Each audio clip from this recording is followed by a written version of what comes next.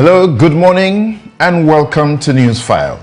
This is your most authoritative news analysis platform.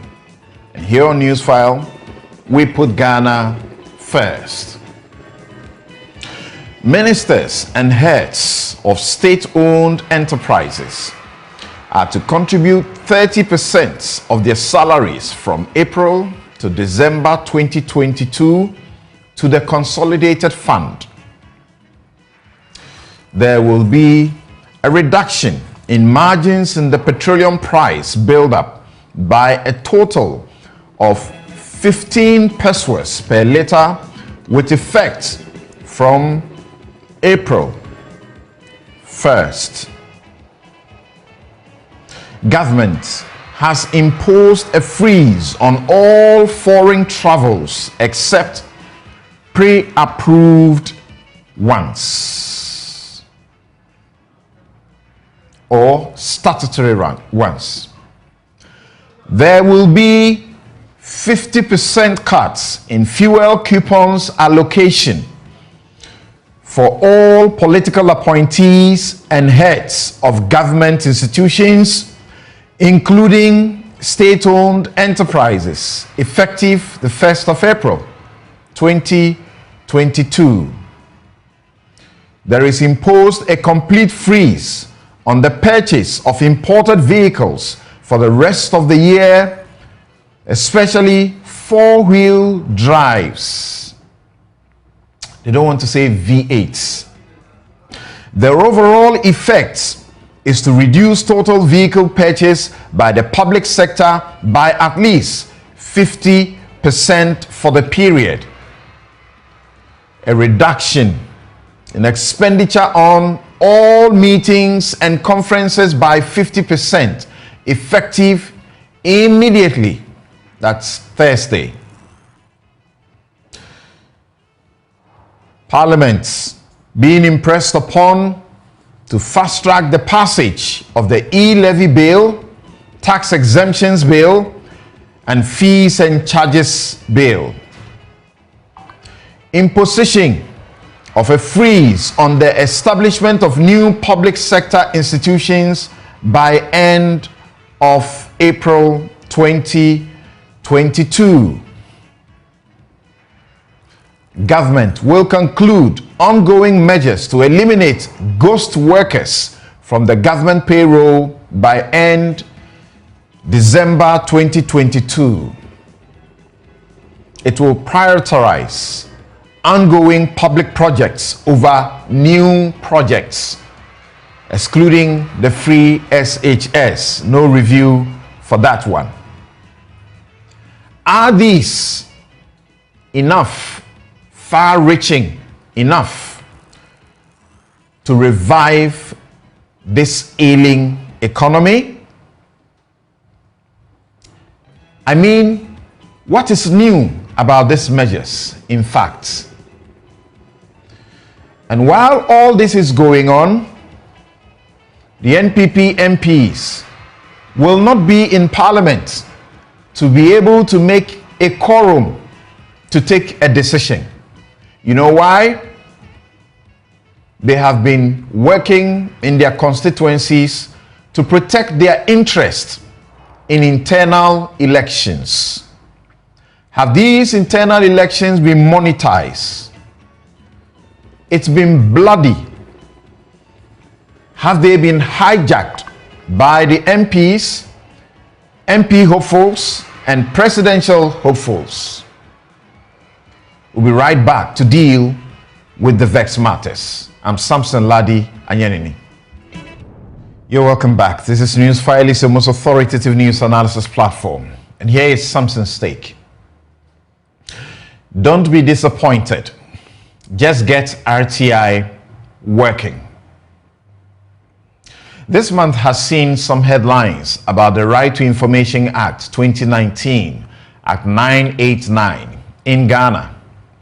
The information minister was in Parliament bemoaning how only 224 RTI requests have been made since the law became operational in 2020. Then came some really great news, expected news, the following week, that the court had dismissed the case, the Minerals Commission challenging the RTI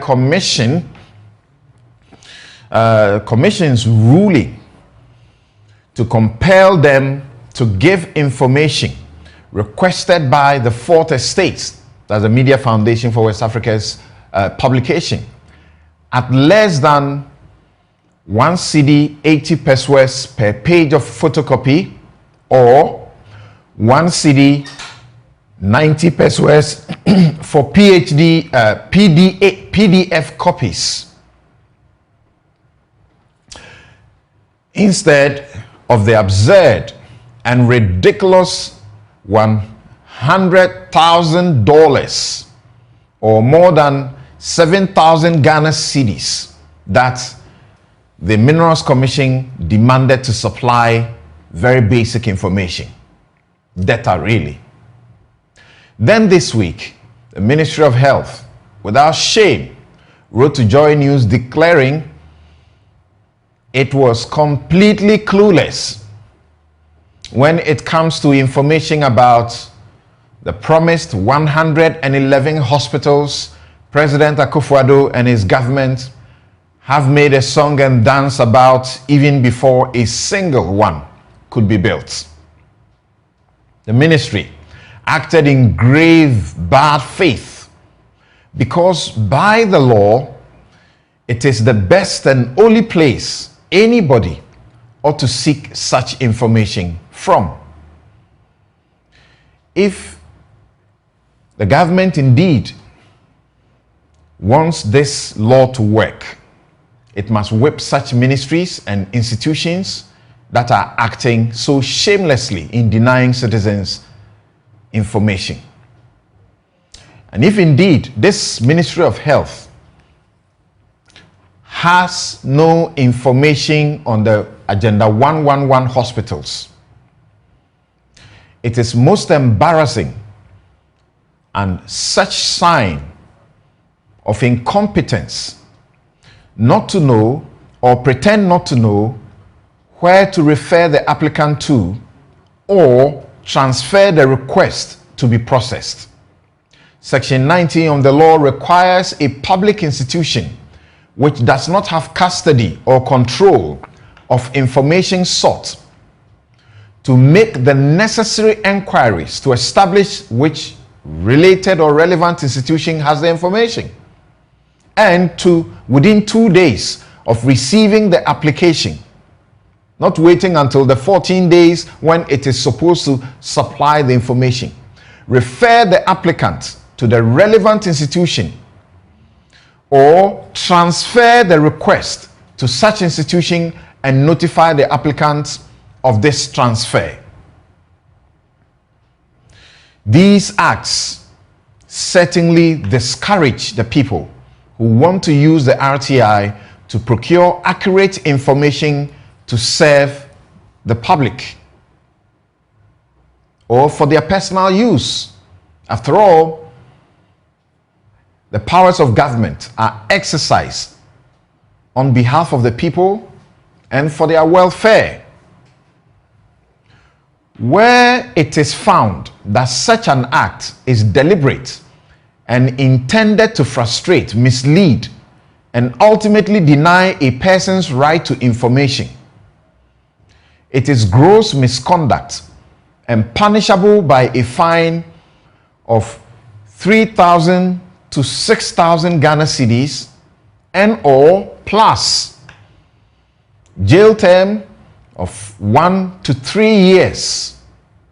Let the government trigger the criminal prosecution to discourage this conduct if it is sincere about desiring increased use of the law for information.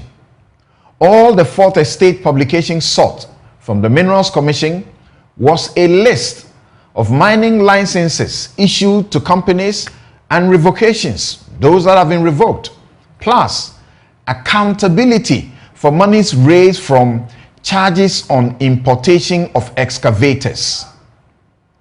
Why will a government serious about fighting galamsey look on, not order whoever it appointed to the commission, that's the Minerals Commission, to release such basic data information, but tacitly encourage this Minerals Commission and whoever is at the helm there to waste the public funds to go to court to fight the media, seeking accurate information to help the galamsey fight? Sounds like a case of causing financial loss, and the head of this institution still has his job, just like whoever wrote that letter to JoyNews this week. Mr. Information Minister, you must be speaking and be heard to be cautioning and discouraging the public institutions that are giving all the bad signs to the public to discourage them from seeking information. The Media Foundation for West Africa applied to the NCA for basic information about radio stations that have been closed, shut down. The NCA asked them to pay 2,000 Ghana cedis. What sort of joke is this? There's an application to seek to know how much was spent on the president's travels. We have heard the lame excuse that has been given that is security information. The cost of the travels? What is national security about that? Well, in the midst of all this, I would like to encourage all to continue to make your RTI applications, knowing we are blessed with an RTI commission that is keeping faith and fidelity to the law and the people by aggressively and fearlessly implementing the law. This is my take. We'll be right back.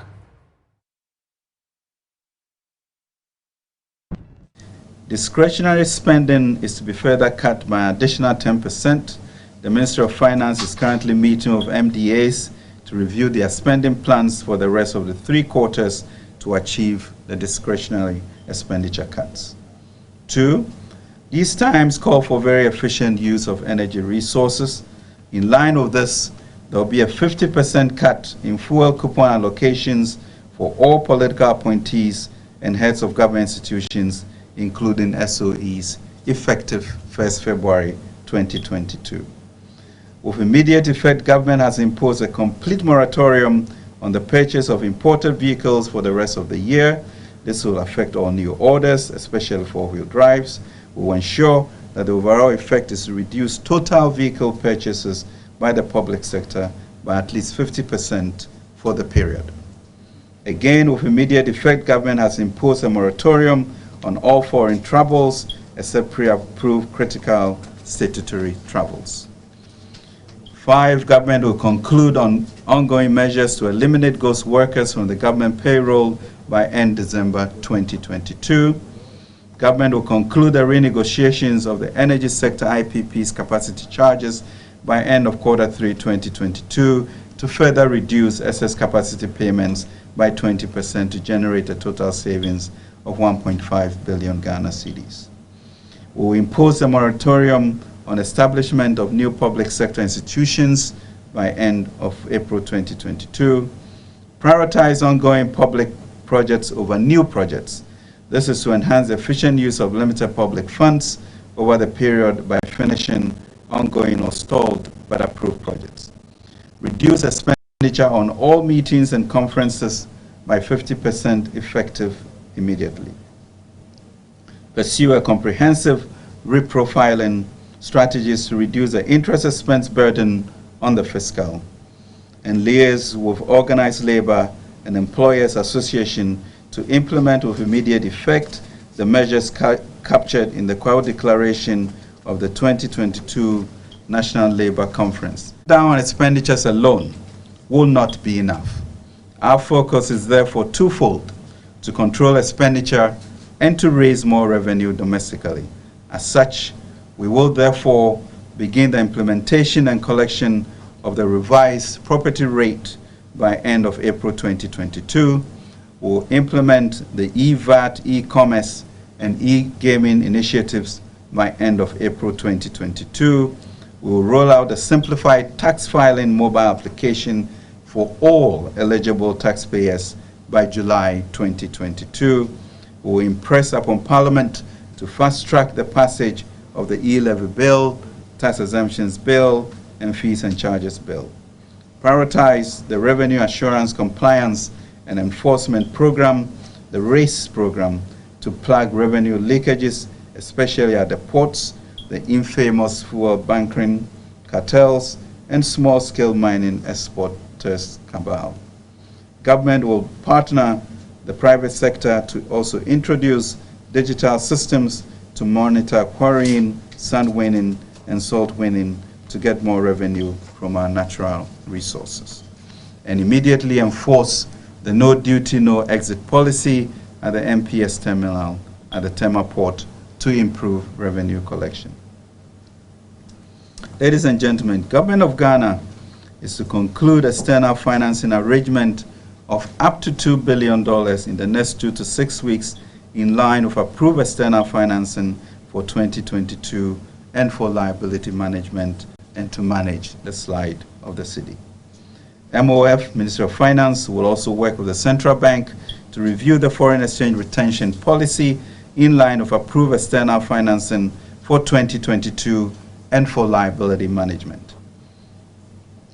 Additionally, the following measures will be implemented over the medium term: wean off public tertiary institutions from government payroll and provide them with a fixed amount block grant instead. Pursue reforms to address structural challenges in public financial management, including procurement and commitment control, payroll management, and human resource management. Rising prices of fuel at the pumps is influenced largely by the rising crude oil price on the international market and the exchange rate depreciation. Though the rising crude oil prices should have been to our benefit on net basis, Ghana's import of petroleum products amounts to 5.2 times the value of proceeds from its crude oil exports. In 2021, for example, we exported $3.947 billion of crude, of which Ghana's portion was $513 million. However, we imported $2,719 of crude and finished products. So the purported windfall gain in foreign exchange is quite a mirage. From January to date, the average export price of diesel and petrol have increased by 57% and 45% respectively. Unlike in other countries where the hike in crude oil prices and exchange rate volatility are leading to shortages in supply of petroleum products, government is implementing measures to guarantee constant supply of petroleum products. To mitigate the impact of the rising price of petroleum products at the pump for the next 3 months, government has decided to reduce margins in petroleum price buildup by a total of 15 pesos per liter with effect from 1st April. The details are as follows: bus margin reduced by 2 pesos per liter, Unified Petroleum Pricing Fund margin reduced by 9 pesos per liter, fuel marking margin reduced by 1 peso per liter, primary distribution margin reduced by 3 pesos per liter. Ladies and gentlemen, these reductions in margins are expected to reduce prices of petrol by 1.6% and diesel by 1.4%. We anticipate that the measures taken to strengthen the currency will help further stabilize the prices at the pump. His measures does not respond to a country which is debt distress. Our debt is simply not sustainable. We are told that an additional 45 billion have been added to our interest payment for the first quarter of this year. Where is he going to raise that money, even with an expenditure cut of about 31 billion, when he already had a deficit of not less than 6.9 billion? He must come properly. On the matter of foreign exchange, He was silent on it. All we heard is that some 2 billion cedis will be brought, 2 billion US dollars will be brought in. That is not enough. We need to have a national conversation on how to increase and expand our exports and reduce imports and stop these knee-jerk responses to exchange rate falls. There is always effort and attempt to blame the minority on the unpopular e-levy tax, a tax which only manifests a money tax and a lazy tax and a money movement tax. We state again strongly that we will not support e-levy in whatever form and in whatever character he brings it. But let it not be repeated that the minority did not support government in its revenue measures. We did. We have demanded that he engages further with stakeholders. We are still not satisfied with the outcome. So as I said, on free senior high school, we've heard that nothing will change about it. We think that there must be a national conversation on the future of education in our country. There must be, because we should have cause to believe that we are investing in literacy and numeracy and not human capital. On the matter of toll booths, we want it reinstated, and we demand that toll booths be made functional and the revenues accruing from it made available for the Republic. They have no business, as if when you have the mandate to govern, you can just do as you please. Nowhere in the world will you travel and you not see functional toll booths. The state have lost significant amount of money arising out of it. We think that it's only proper that is reintroduced and probably adjusted so that we can rake in the needed revenue and use it as a vehicle to promote public-private partnership in the development of our road infrastructure and other infrastructure needed. You're welcome back. This is Newsfile. It's your most authoritative news analysis platform. And here on Newsfile, we put Ghana first. Now, you just said the Finance Minister, Ken Ofori-Atta. There are some who say he's part of the major problem. He should just get out of that place because he doesn't understand what he's doing. Do you believe in that? And if that were the case, does the president really does he have what it takes to kick this minister out? People suggest he will not do such a thing. But why? And why not? Right, so join my guest as we look at the economy and what to be done to salvage or get to a revival. Joining us, Seth Terkper is former Minister for Finance, Executive Director, PFM, Tax Africa Network, and part-time lecturer at the University of Ghana Business School. He teaches also in other places. Mr. Seth Terkper, thank you so very much for making time to join us. Very much, and good morning to your listeners and to your viewers. Familiar terrain. You don't want to be in the shoes of your friend Ken Ofori-Atta at all, not at this time, right? Certainly, we are in hard times, quite difficult, and I hope that we can discuss the issues for the benefit of the general public. Great. Dr. Stephen Amwa, MP in Shaisu and Member Finance Committee of Parliament. Doc, thanks for joining us. Please unmute your mic.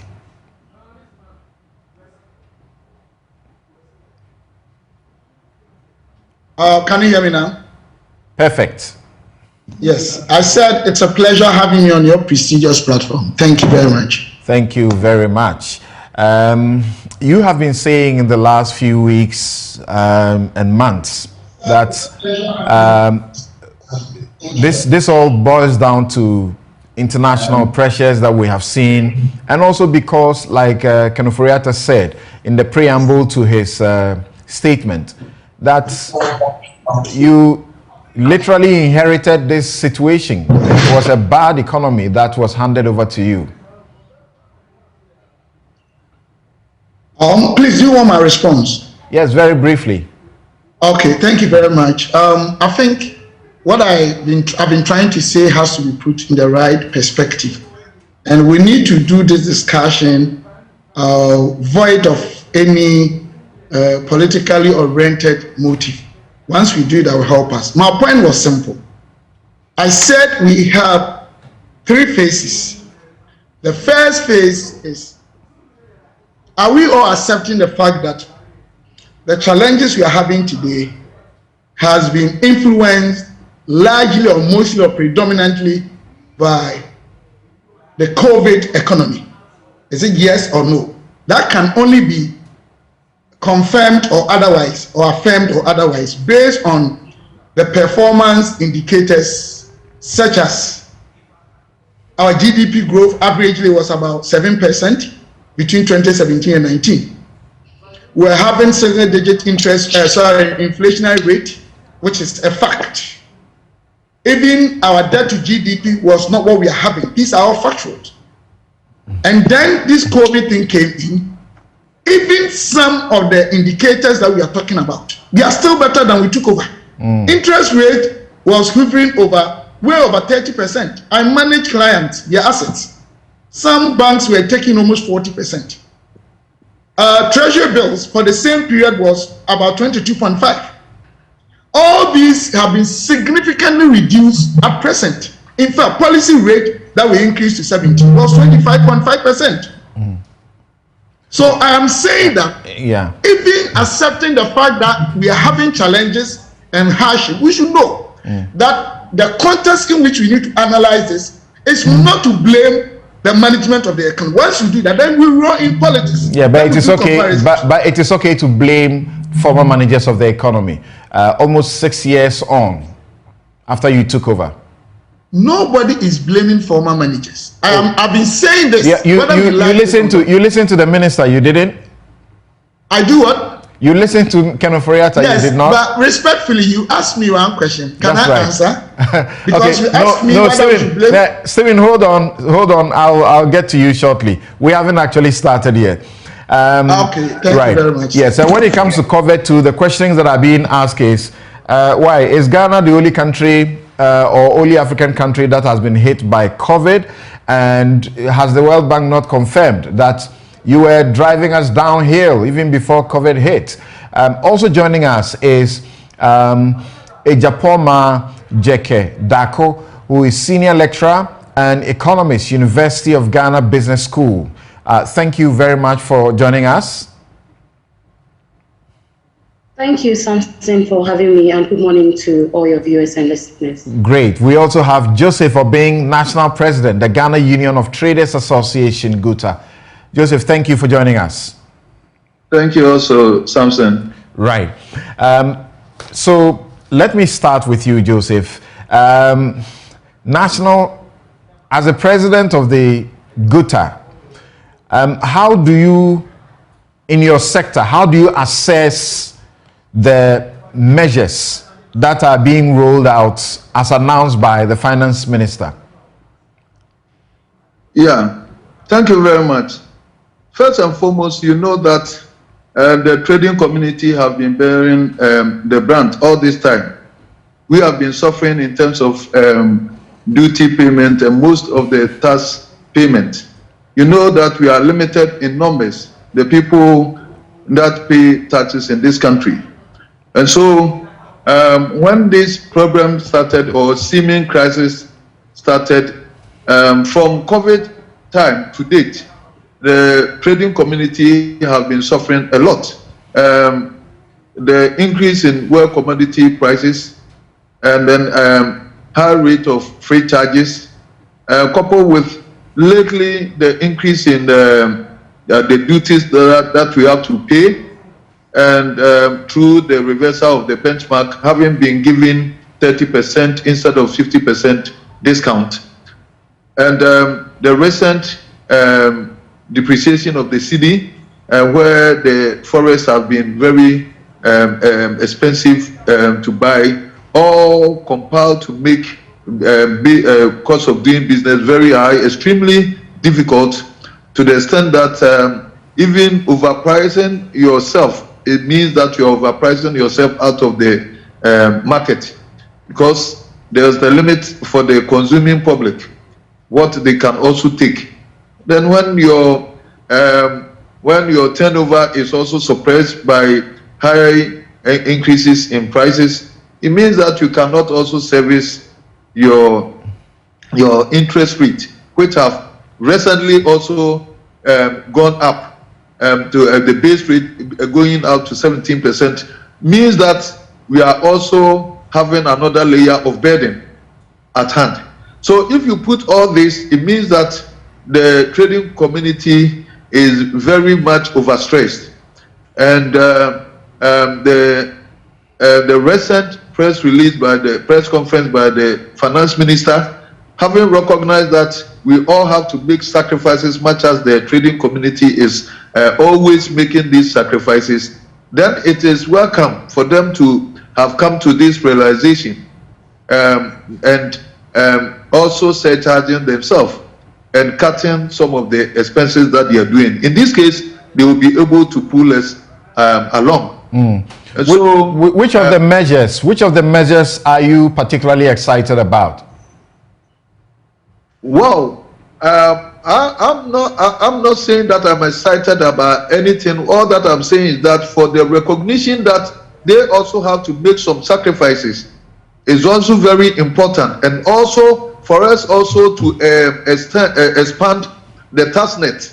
For me, it's also very important, especially when it comes to the e-commerce, where we are going to also tax them. You know, that is the new norm after the COVID, the outbreak of the COVID in 2020. The new norm has been the e-commerce, which is overtaking the traditional businesses. Those of us who have the fixed address, and we are the target for taxes all this time. So for them also to come and to be taxed and all that means that it's going to ensure parity.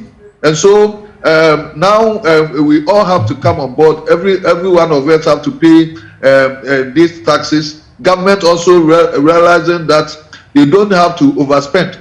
And what I wanted to even hear, that I did not hear, was that they should have told us about what they are doing to ensure value for money in terms of the expenditure or a contract of how we spend our money on contracts and all that. Those things are also very important, and there are a lot of leakages through that. Then I was also very excited about the pay before exit that they also introduced, because you realize that most people are taking advantage of the warehousing, especially the expatriates and all that. They do most of this warehousing, and then most of them find their way coming into the system without the legitimate duty being paid.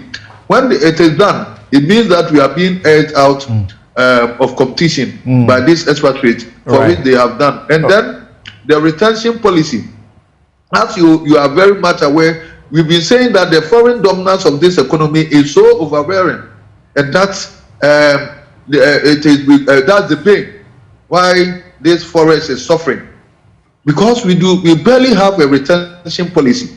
And that's if we're able to make this foreign entities, or we make a conscious effort to even invest in these areas so that we can retain, or if we can make them a system that they can repatriate their profits in bits rather than a bulk at the end of the year, then we'll be doing something. Now the retention policy for this extractive industry also make me happy, because then it will go a long way to help us. Okay, so now let's go to the lecturer in economics at the University of Ghana Business School, Madam Ejapoma.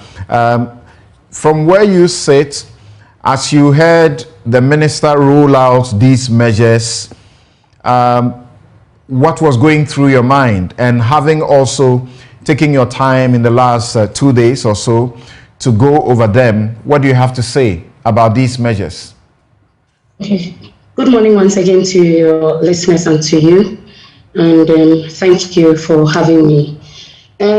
So I would like to say that listening to the minister, I was quite excited about some of the measures that were rolled out. We know that we've had challenges in the past few months. Those challenges partly could be blamed on COVID, partly could be also blamed on the structural bottlenecks that we have in our economy. And therefore, given that we're unable to, get the e-levy passed, in Parliament, that meant that there was going to be a downgrade of our economy, and that was exactly what happened. And that's actually made it quite difficult for us to be able to get some funds or get investor confidence.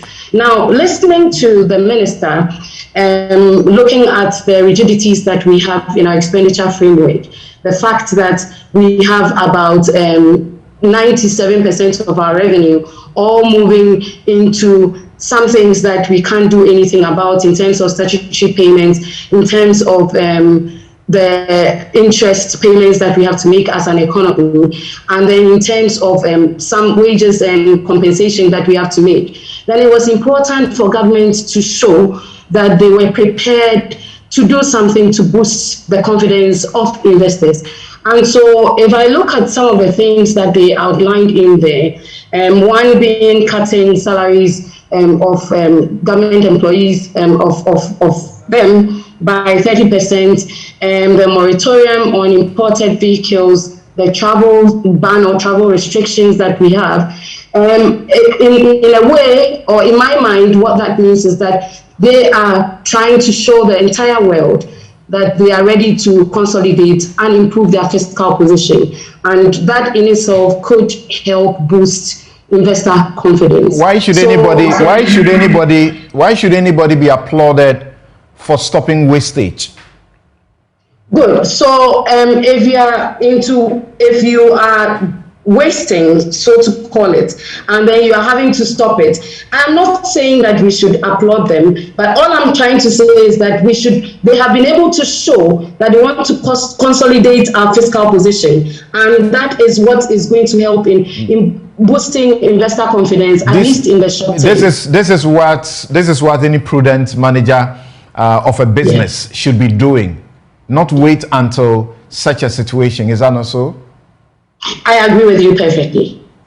I agree with you. So every prudent manager should be able to do the sort of things that would help reduce its expenditure or minimize its cost. Over the years, if we have been unable to achieve it, and now we are trying to get into a direction where we want to achieve it, then I think it's a good sign, and we should talk about it as well. Tell me about this. Government will conclude ongoing measures to eliminate ghost workers from the government payroll by end of December 2022. What's new about this?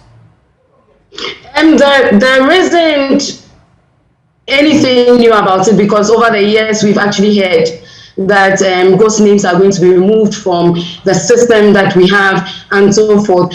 What we need to see is the effective implementation of the measures that have been outlined.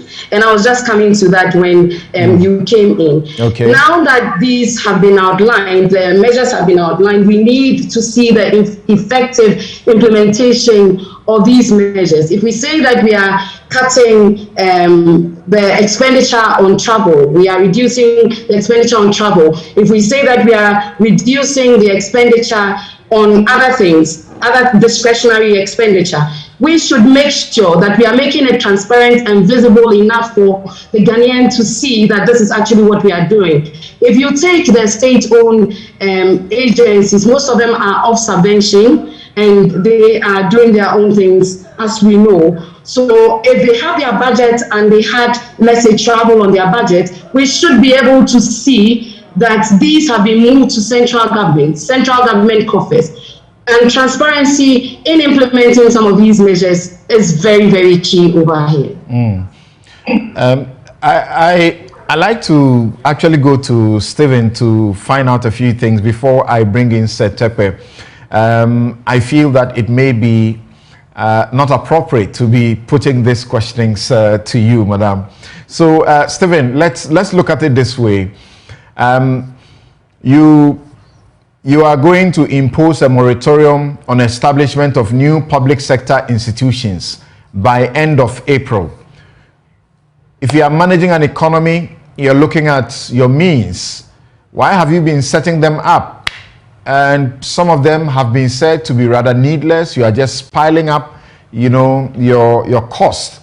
Prioritize ongoing public projects over new ones. At elections, before elections, you made so many promises. Focusing on these promises is prioritizing rather than when you come into government and then every day we are hearing today we'll do 88 hospitals, the next day we hear it is gone to 111. Why? Who inflicted all of these on you? And is it now dawning on you that you need to do something about that? You're reducing allocation of coupons for people who get free coupons and wasting the public money. Should you be doing this now? What is this? Checking ghost names. You should be checking ghost names from day one. Can I speak now, sir? Exactly. Thank you, boss. But it looks like you are just reading a whole passage for me to answer. Which one are you talking about? And all that you are raising to me, they are very important too. You are raising important issues. But you put them together like a passage. And you give me 2 minutes answer. Anyway, I'll do my best. Lawyer, in the first place, I really agree perfectly with I don't know her title, but respectfully, the woman from Legon. And sometimes when such important extracts are put into the public domain, something all of you gloss over, then you move into these areas, and I get a bit surprised and astonished. She spoke about structural bottlenecks in our economy. These bottlenecks have been with us not because of only NPP or NDC. Let's be very honest with us. For instance, ghost names and the NDC, they tried to ask respectfully my boss, Honorable Tope. Under every government. They did not try. Sorry? Under every government. Yes. So it's an ongoing exercise. And then, look, I always say this. Ghana's major problem, economically, I see our economy, currency, and those things as a child with sickle cell. Small push, then there's crisis. NDC, MPP, we've been trying to always use short-term approach to solving these problems, which will not work. Let's be very honest with ourselves. It will never work. Because these problems have been there for almost 40 years. When we have crisis, we try to mitigate the impact, and then it comes back. It's very sinusoidal. Until we accept these facts and take politics out and design a long-term approach to solving some of these problems, something will work out. Coming to your question that why now, why that, we call something monitoring and evaluation. I even add an adjustment. You can design a policy framework. You can come up with projects, set up institutions, structures. But once you monitor along the critical activity path of outlaying funds into these areas and executing your stewardship, you can be confronted with challenges that will call for the need to adjust. There is nothing wrong with that. There is absolutely nothing wrong with that. My only concern is that most of the people who are interested in these issues have their private and individual interests, whether good or bad, I cannot conclude. And when we are analyzing these things, we don't want to go into the realities of these issues. Let's face it. You ask a question that, is it only Ghana that COVID has affected? As I'm talking to you now, United Kingdom, inflation rate for the past 30 years, they are not experiencing the highest. US, 40 years now. Talking about even Africa as a continent, if it's being used as industry average or continental average, they were growing negative 2.2. Is it a fault of this regime that over 40,000 private sector workers have to be sacked so that pay use corporate taxes? So let's address the issues as is and find out why government is taking these decisions. Is that within our budget framework, in terms of expenditure, we have statutory and then we have the discretionary. And just as my sister said, we are using about 90% of outlays going into areas government cannot have control over. So government will look into the discretionary spending arm of our budget. And that will include cutting areas, whether we implement that we initiated them or they are in the system, to make sure that within our fiscal space, we can consolidate and harmonize the key elements, because we are in crisis. Let's be very honest with ourselves. In doing so, some will be good, some will be bad. Something, let me tell you, Bank of Ghana decision to even move monetary policy up, personally, I'm not comfortable with that, but others are hailing them. Most of the decisions they are taking as a central bank, I'm happy. But if inflationary rate, by my own observation, is being caused not as a result of demand pull, but cost push, you don't increase another cost variable, which is very important in our market, because about 90% of whatever good investors in Ghana, they borrow from the banks. So in making the attempt to mitigate the impact, some of the decisions may be wrong or right. But the most important factor we need to know is that the government of today is ready, through the political way we are demonstrating, to cut down areas that are within our jurisdiction. But I'm only advised that we need to find out which of the items that we are cutting do not have strong correlation with our economic growth to have the cyclical effect or defect. That's what we need to look at. But the government is doing everything that it has to do to ensure that this crisis that we find ourselves in, not only as a country but the whole world, we are doing something to to mitigate its impact on us, and have a platform that going forward we can build preventive measures and also make sure that we wouldn't suffer too much. And we are doing so much work. You need to maybe allow the government criticize areas that we think we could have done A, B, C, D, and we do. But if you talk of government promising hospitals, when government was promising hospitals, I'm not sure they knew COVID and other things. I'm not sure they knew Ukraine war will come to this level. I'm not sure they knew fuel will go all-time high over 7 years now. At least the government knew. The government knew that during the elections it had made hundreds of promises, and it was yet to tackle those promises, and it was adding on to those promises, hoping to raise new taxes. How do you behave like that? But Samson. Yes. What are promises? We are talking about projection, policies and programs of a government that has analyzed the situation he finds his country in and think this will help. Some of the things you promise you can do, some you cannot. That is why they are projections. We have uncertainties, we have risk factors that may impede or impair.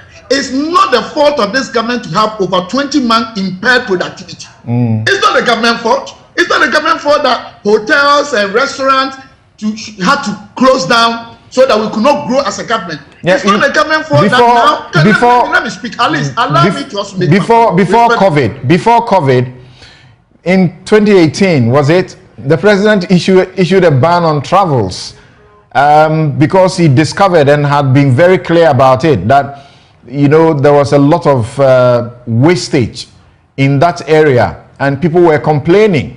Not too long ago, there was a list, a very tall list of a government, you know, entourage in a certain travel. Nobody really saw anything wrong with it as far as people in government were concerned. That it didn't matter that such a huge, you know, number would be attending some small program abroad. So this ought to be known from the start. Samson, this issue, I think you are repeating the same issues.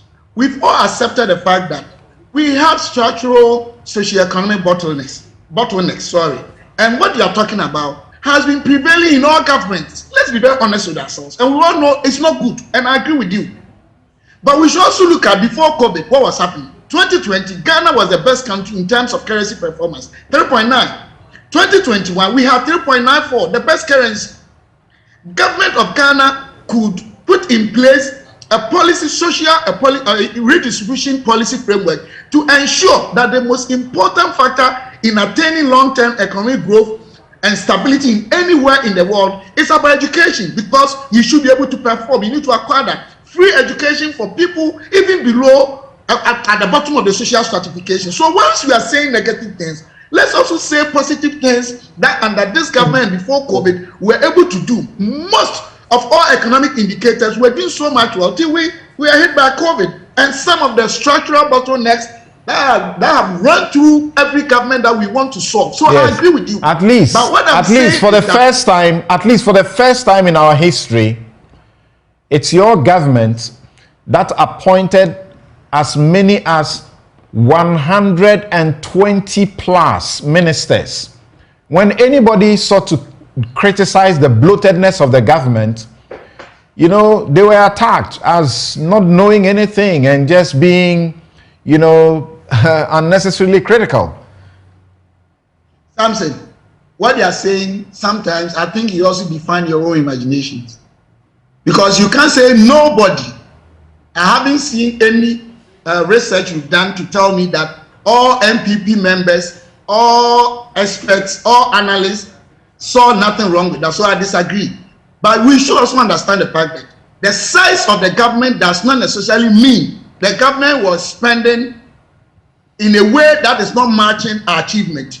We should also look at that fact. What's the point what's the point in taking a 30% salary cut then? Something you speak far more than you want me to answer. I think that is not appropriate. Can you allow me to also give me the freedom to also speak?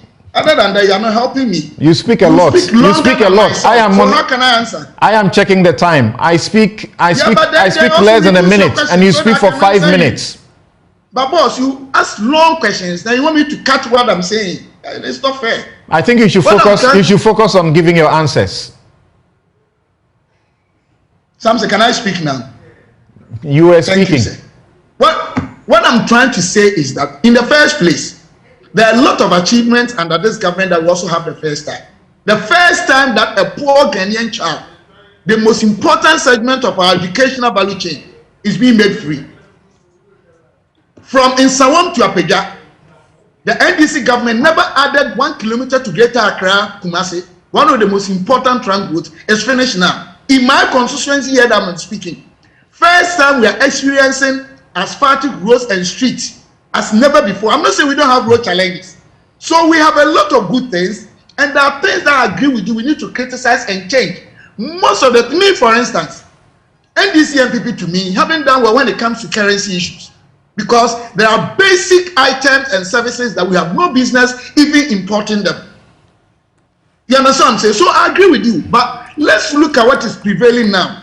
Before the COVID, during the COVID, post-COVID, the performance of this government, it has been one of the best. At least, is it mortality rate or whatever?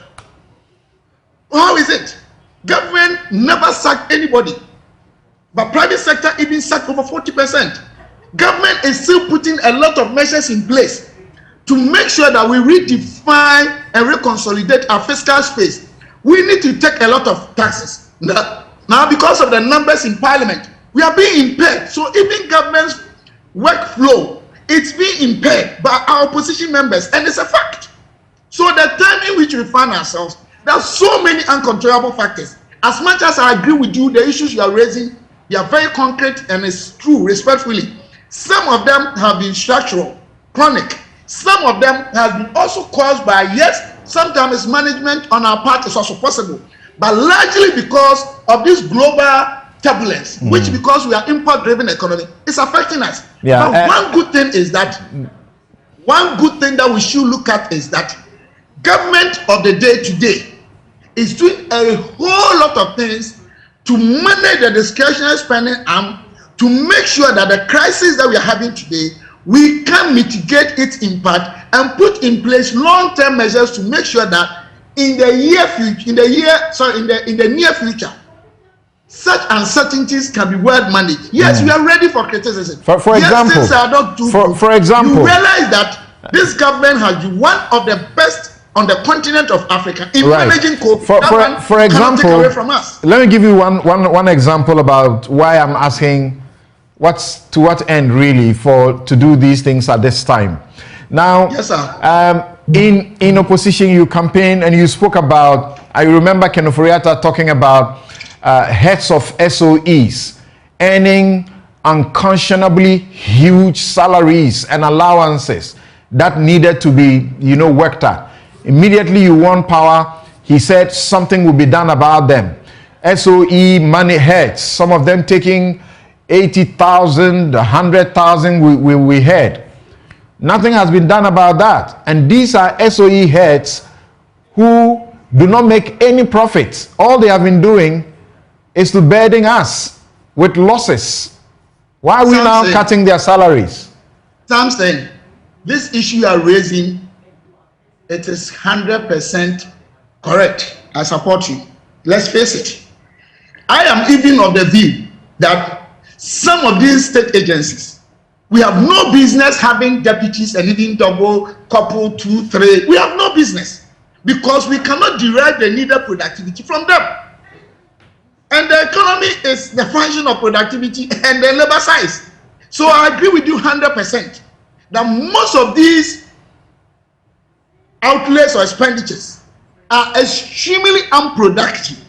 And probably the crisis is rather now drawing the attention of the government to look at these areas very well. And sometimes you can make projections and promises along the critical activity path of your work.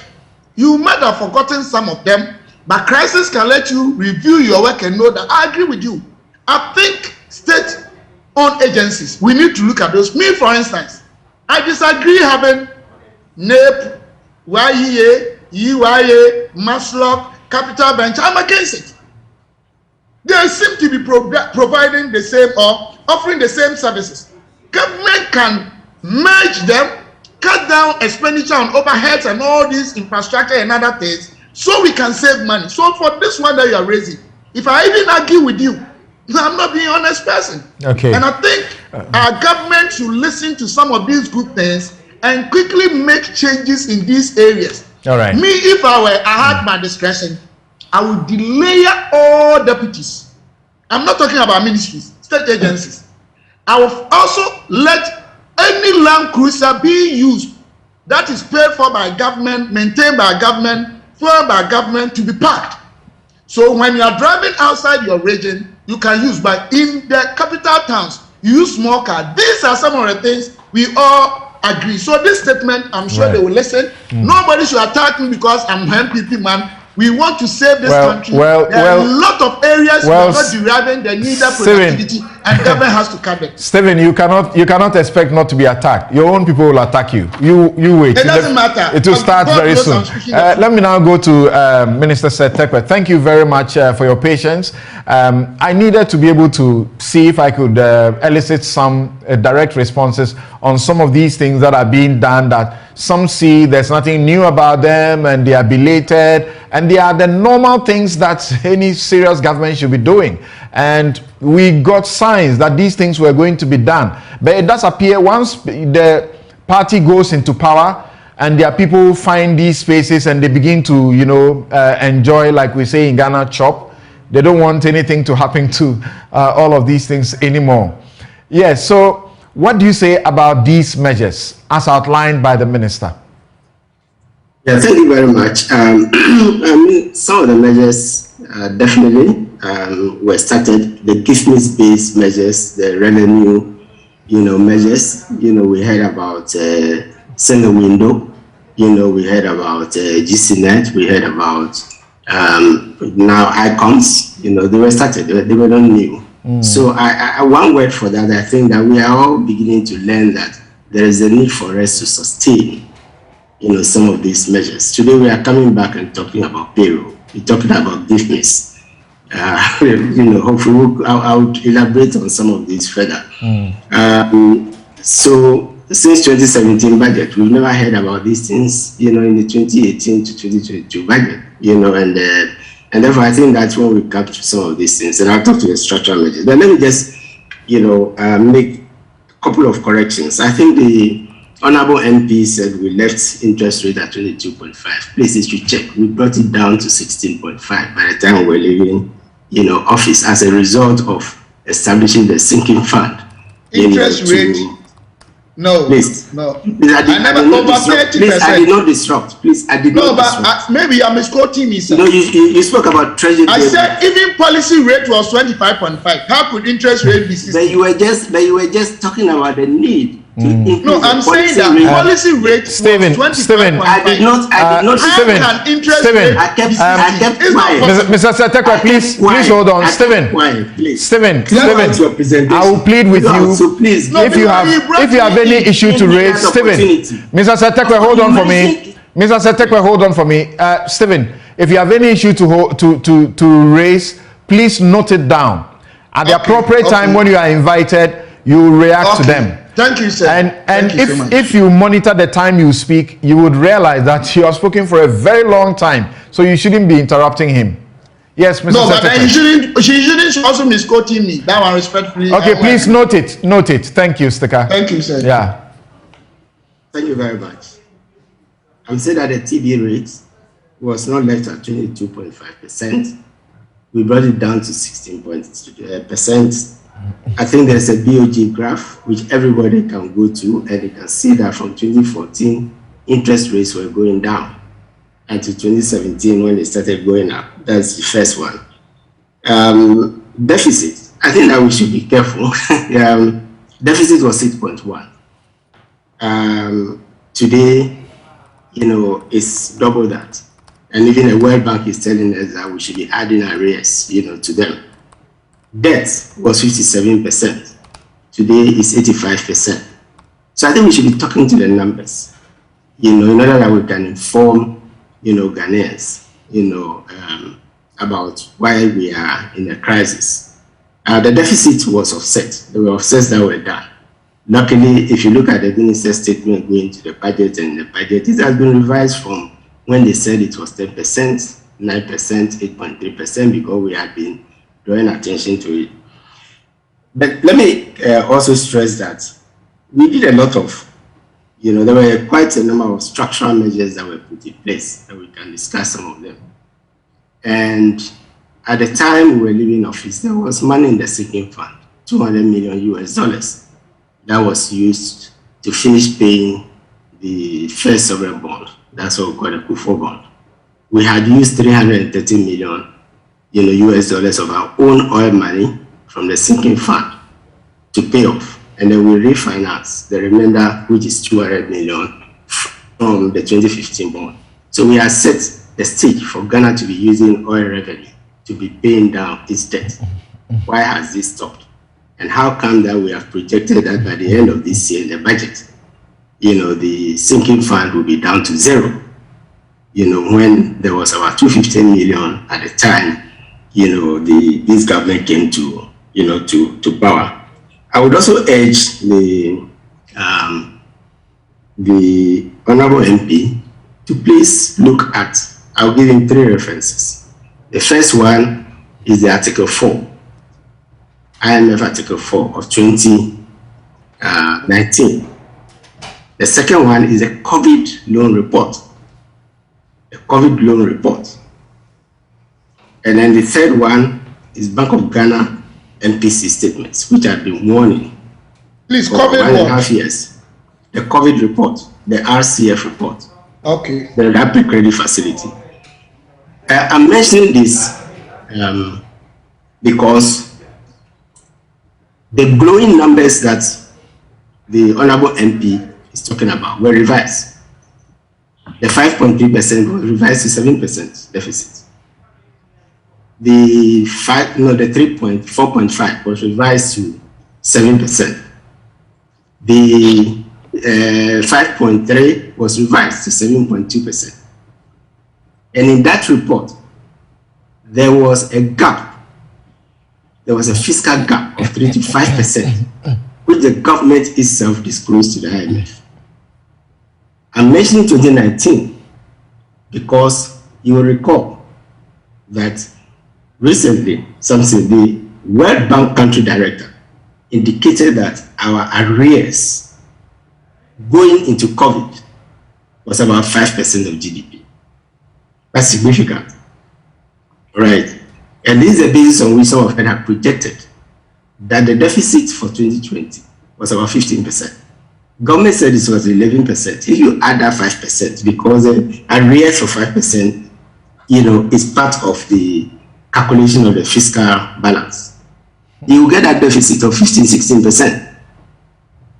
and it didn't indicate, then that should tell us clearly that we had difficulties before COVID. You know, also two things. The reluctance of the government to accept that the figures that they have been projecting, and the only reason the only reason 2017 3.7 was not revised was because bailout cost was not factored at all. You can go and check 2017, there was no provision for bailout costs, despite ESLA. And by the way, we left ESLA, which should have been used to clear, you know, the banking sector and the energy sector arrears. And please, you can Google again. In 2017, both the minister and the vice president were in Washington and assuring the whole world, you know, that there was sufficient money from ESLA to clear those arrears. Why are we talking about IPPs today? Right? Because that is the reason why those were. And how come that in the whole statement there was no mention of ESLA? How come that instead of using the money to start paying down, as we started doing with VRA, you know, debt, and is there documented? How come that money was turned into a loan instead of a direct negotiation, you know, with the lenders and the banks, as we did? How come it was turned into a loan? And what happened to that loan? Such that today, ESLA is going to bring in 43 billion. The minister said 25 billion or so had been spent on, you know, the energy sector and the bailout costs and whatever. That money is already, you know, has come through ESLA. Please go to the ESLA report. ESLA has generated that much already. So where is the money such that now we are talking about arrears?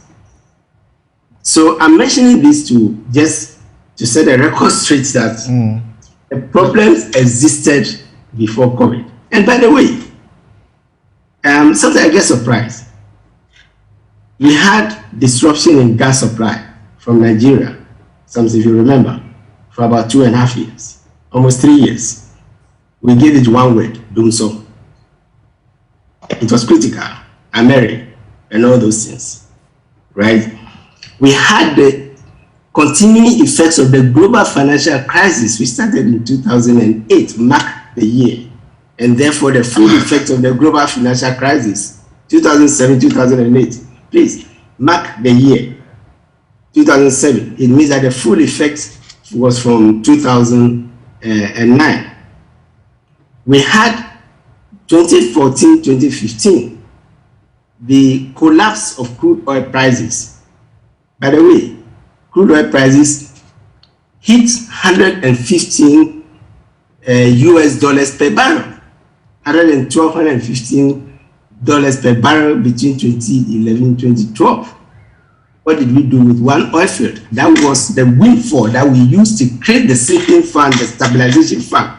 370 million of which was used, is being used today and was called upon for COVID. We have 3 oil fields. The excuses are just too much. We have 3 oil fields. We were able to achieve that with 1 oil field. And we couldn't even master the 70,000 barrels because of the tariff buried and other, you know. What did we do with 3 oil fields before COVID? What did we do with an increase in oil revenue, you know, from about 70,000 barrels? If you take it to right. So now this has come upon us. This has come upon us. I want us, with your experience and background, to assist us to assess the measures as you know have been announced, how far-reaching they are, how will they help to towards reviving the economy. Thank you very much. I'm just winding up. I'm saying, because the minister addressed the past, the MP is addressing the past, so I just want to set this record straight. My point is that this is a government that attributed all those difficulties to non-performance. Incompetence. You see, incompetence. And so if you do not anticipate crisis, you can never run a government for 4 years without crisis. If you do not anticipate crisis, you will dismantle stabilization fund, you will dismantle sinking fund, you will dismantle all those structures that were put in place, and that is why we are where we are today. Because despite 3 oil fields, we were not paying down debt. What we're doing is that we're just refinancing Okay. So let's look at this. For example, this free fuel coupons for government appointees. Until now, I didn't know that there's so much money in that area.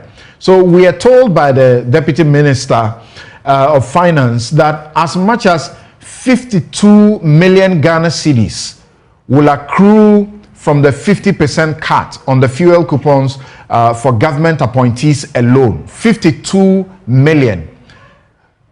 Here at Joy FM, we have had presenters, host of shows, walk out of the premises, go out there and tell ministers and deputy ministers to switch off their engines, because as we know, because they pull this fuel for free, they take the cars to everywhere and the engine is on 24/7. What madness? So this is a good policy, isn't it? Subsidy. I didn't leave my engine on anytime I came to. Yes, we know about your situation. No, we know yeah, about your situation. Yes. Let me just state that what I know, I don't know about free. What I know is that we make sure that all those things are budgeted for. That is public financial money for MPs and whatever. You see why there was an unpopularity of gifts. We turn it electronically. We abolished paper warrants. Contractor supplies were no longer coming to the Ministry of Finance. And as and when you spent, the money was being deducted from your ceiling. If you hit it, that's it. You hit your budget. That's what gift was all about. How come we started paying contractors outside gift?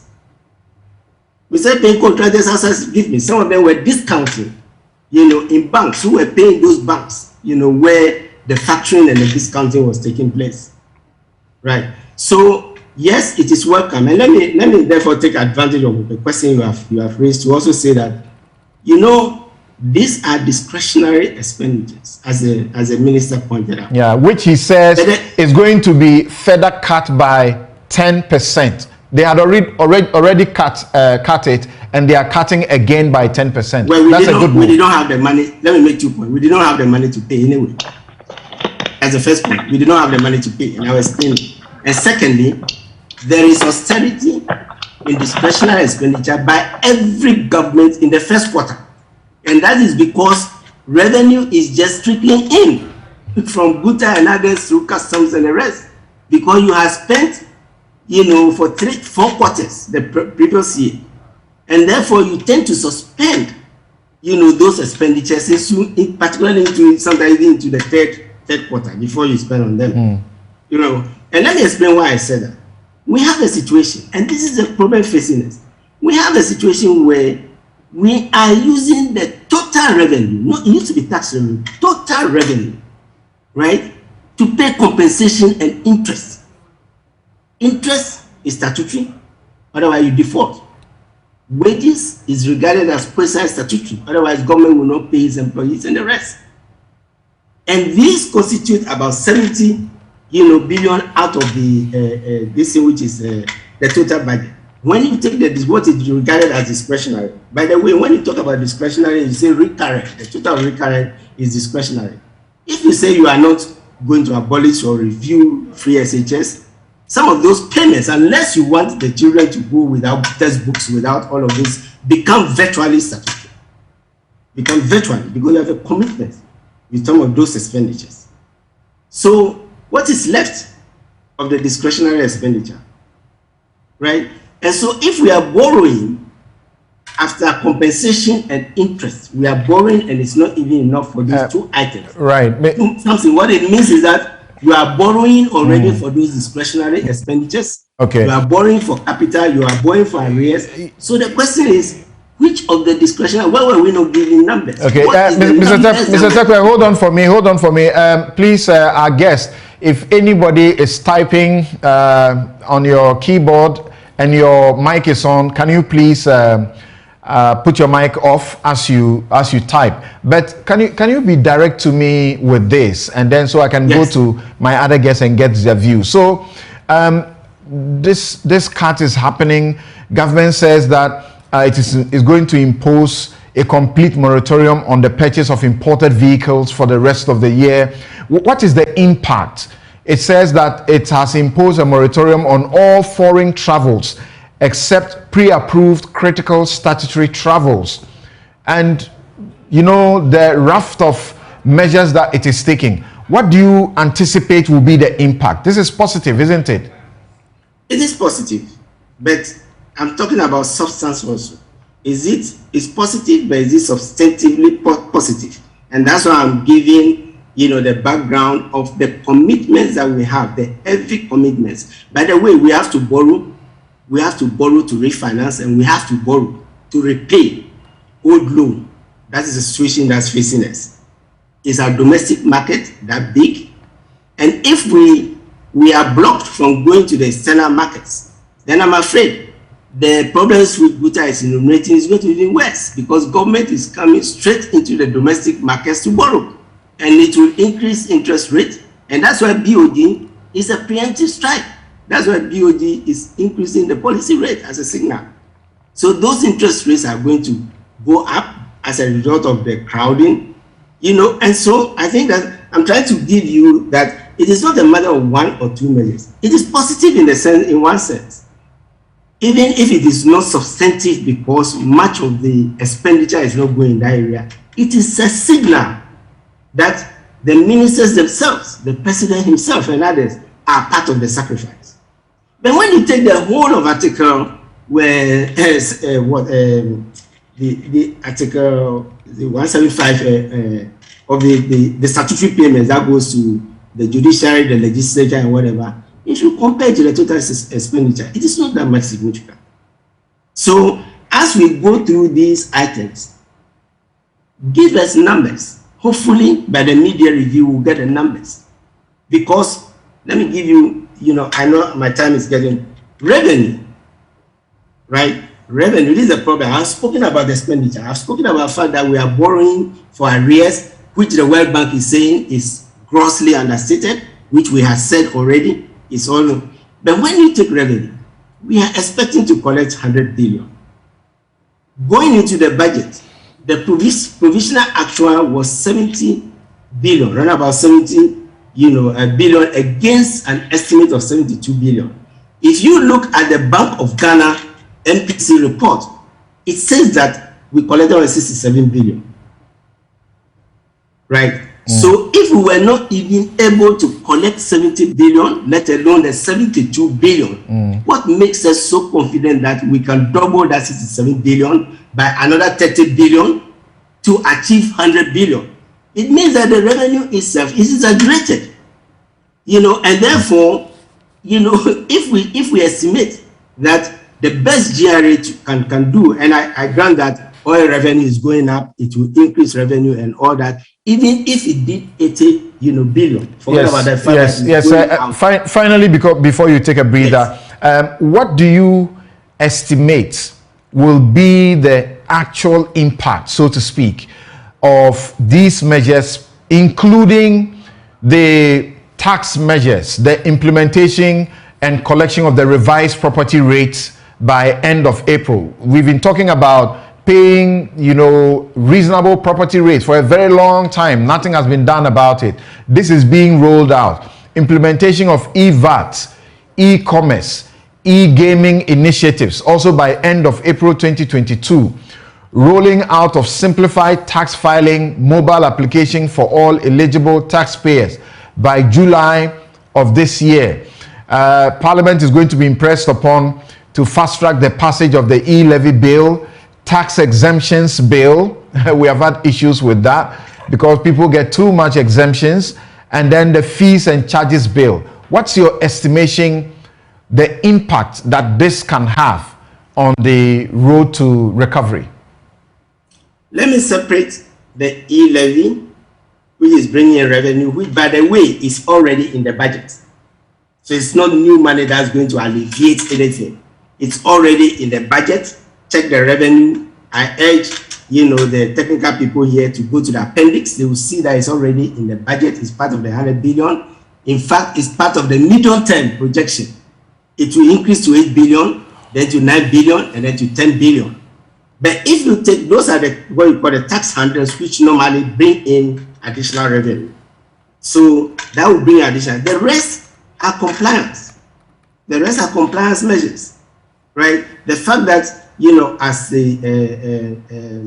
Dr. Oben said, you know, you are going to, and Dr. Ben will recall that we started those warehousing measures. They weren't popular, so popular. I'm glad we're going back to it. It's a loophole, this use of the bonded warehousing and the rest. Again, as the Honorable Minister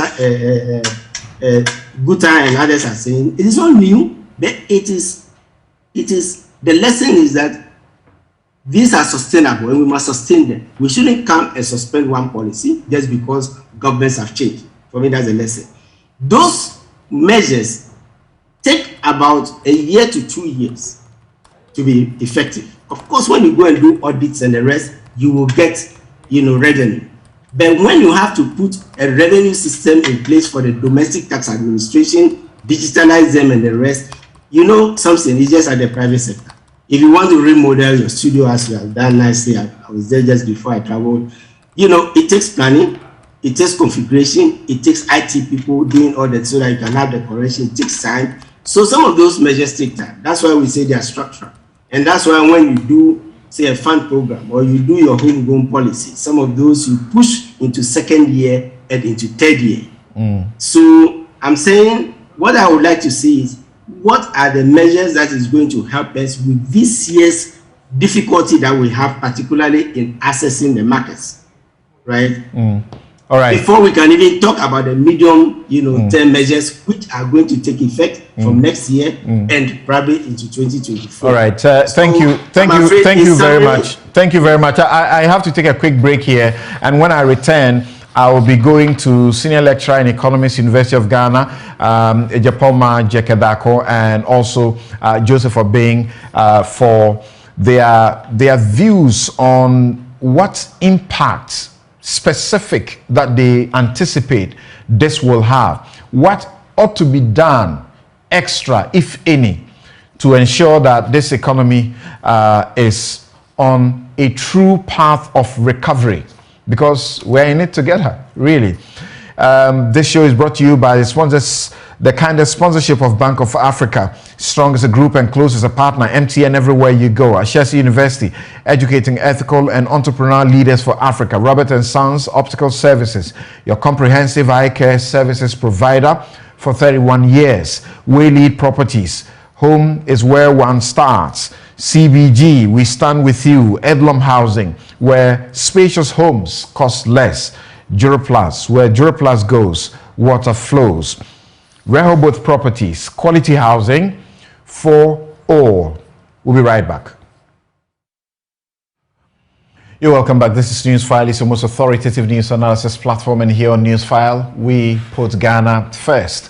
I'm your host, Samson Ladia Yanini. My guests have been Seth Tekpe, former Minister of Finance, Executive Director, PFM Tax Africa Network, and part-time lecturer at universities, including the University of Ghana Business School, Dr. Stephen Amwa, a good friend of mine. I call him Sticker, as we have always done for many years. He's MP in Shiaso and member Finance Committee in Parliament. Many people say he's too honest a politician. Senior lecturer and economist, University of Ghana Business School, Ejapoma Jekedako also has been with us, and Joseph Obeng, National President, Ghana Union of Traders Association. So now let me go to Madam Ejapoma. The IEA, for example, said that to ensure that government is showing significant signs of readiness and participating in the circumstance we find ourselves in, to get, citizens to also buy in and be willing to sacrifice, we should cut down the ministries and cut down on the size of government. It doesn't appear from these measures the government is listening to any of that. What do you say about that?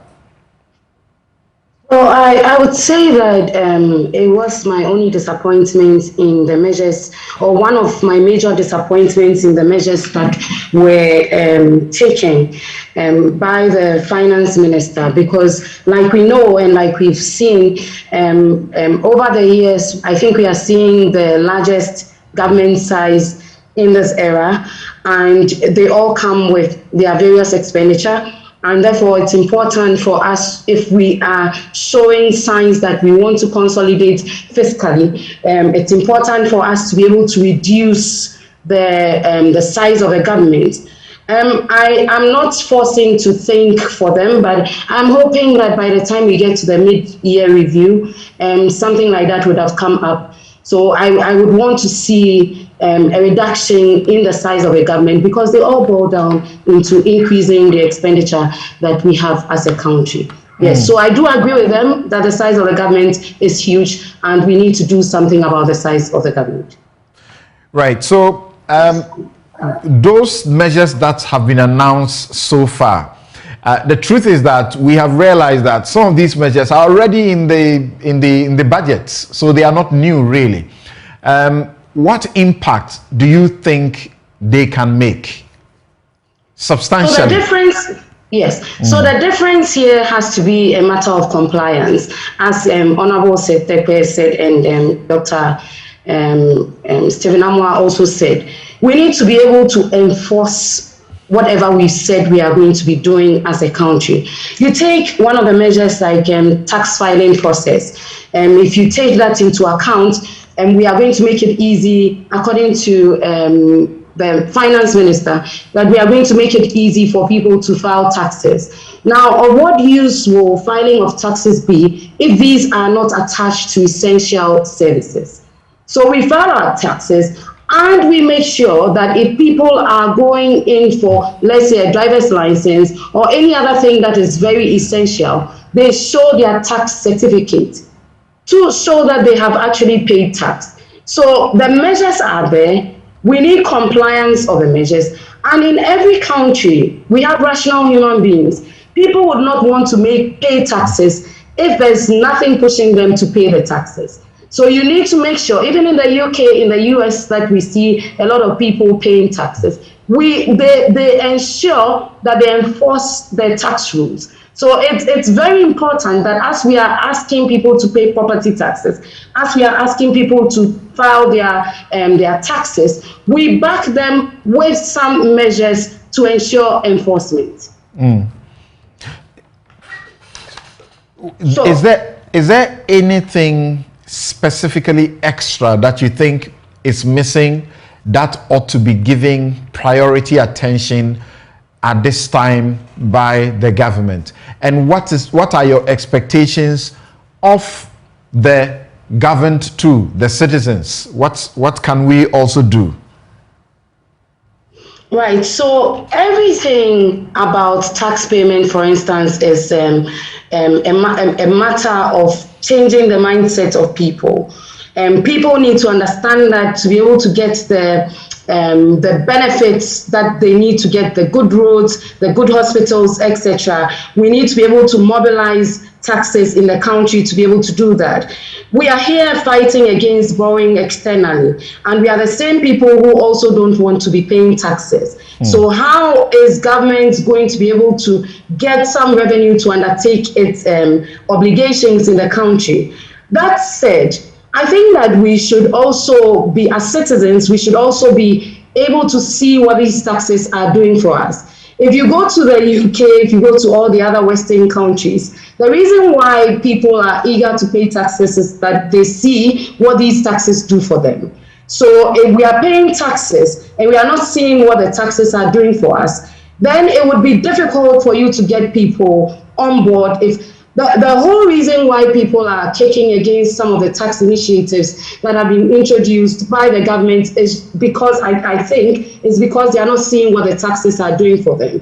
So if we begin to see what these taxes are doing for us, then we would get people on board to pay taxes, in addition to trying to enforce the tax rules as well. Now, one of the things you asked, what was I expecting to see here? And I think I said earlier on this week that I was expecting to see that we will do something about the flagship programs. Like Honorable Setekwe was saying, and like Dr. Stephen Amwa has already said, and I said as well, that if you look at how much of our revenue goes into payments that we really can't do anything about, those payments are virtually taking everything off. And so if you talk about discretionary spending, you are going to be looking at spending on goods and services and then on capital expenditure, of which I think, in my estimation, free SHS would fall under that. Why should we have people who can afford to pay get free education get free education? You have people going to private schools where they are paying huge sums of money, and those monies are nowhere compared to how much they'll be paying in the secondary schools. Yet, when they get to the secondary schools, we want to give them education for free. I think we should take a look at that. Basic education is virtually free in Ghana. If you look at tertiary education, it's subsidized hugely. And so if we are adding free education for all, that makes it even more serious for us. And as a country that we are not really generating enough revenue to take care of our obligations, why do we add all of this to our burdens, our current burdens? Now, we're not saying here that free education is not good. It is good, but there are people who can pay for it. We can do proper targeting. I think as a country, we have to stop this wholesale policies that we roll on if we want to be able to support the nation. We do proper targeting, give benefits to those who require those benefits. So one of the things that I was quite disappointed in was the fact that I didn't see any talk, or I didn't hear any talk about the free SHS policy, and a review, not a complete eradication, but a review of the free SH policy. All right. Thank you so very much. Japoma Jekedako, senior lecturer and economist at the University of Ghana Business School, for joining us this morning on Newsfile. Now, let's get Guta's final views on this. From where you sit, I can imagine I've been speaking to some of your members privately, and I can imagine that you are taking quite a toll. This situation is a lot for you. Like you say, you are overstressed. But what else do you suggest is required to make a significant impact? I'm asking, are there any other extra measures that you will suggest, listening to your members, that will bring a significant, impact in the recovery process? Yeah, Samson, are you talking to me? Yes, please. Yeah, thank you very much. I think what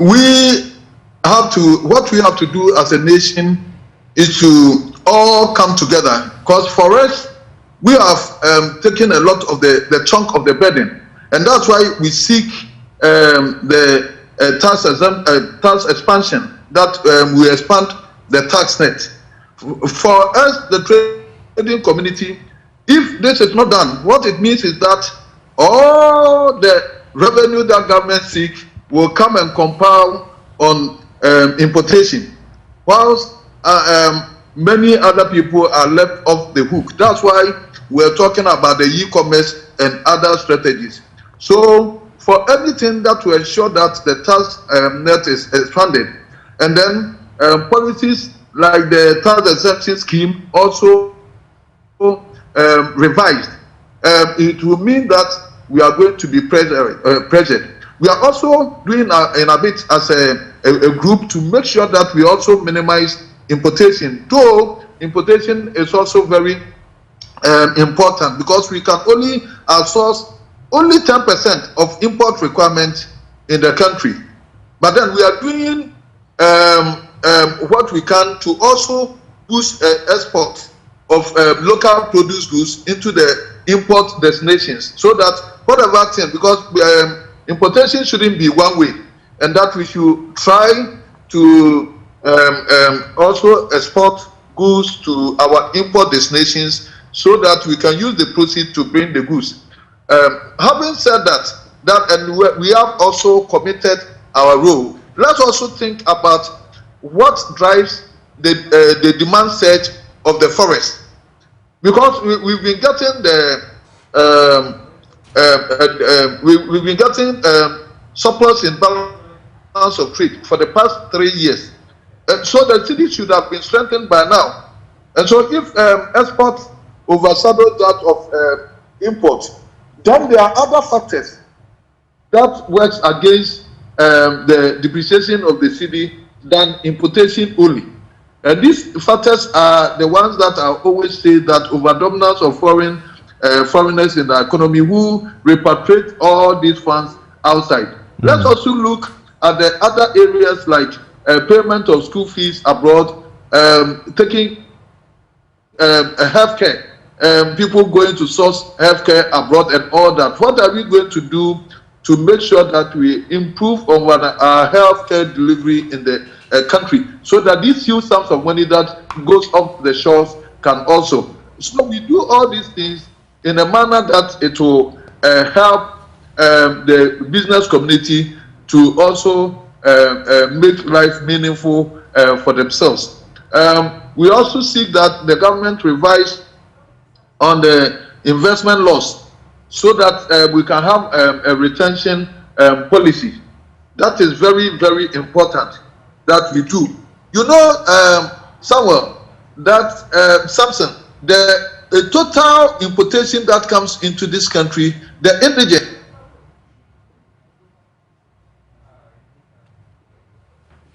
Your mic just went off. The indigents have only 15% of the imports in this country.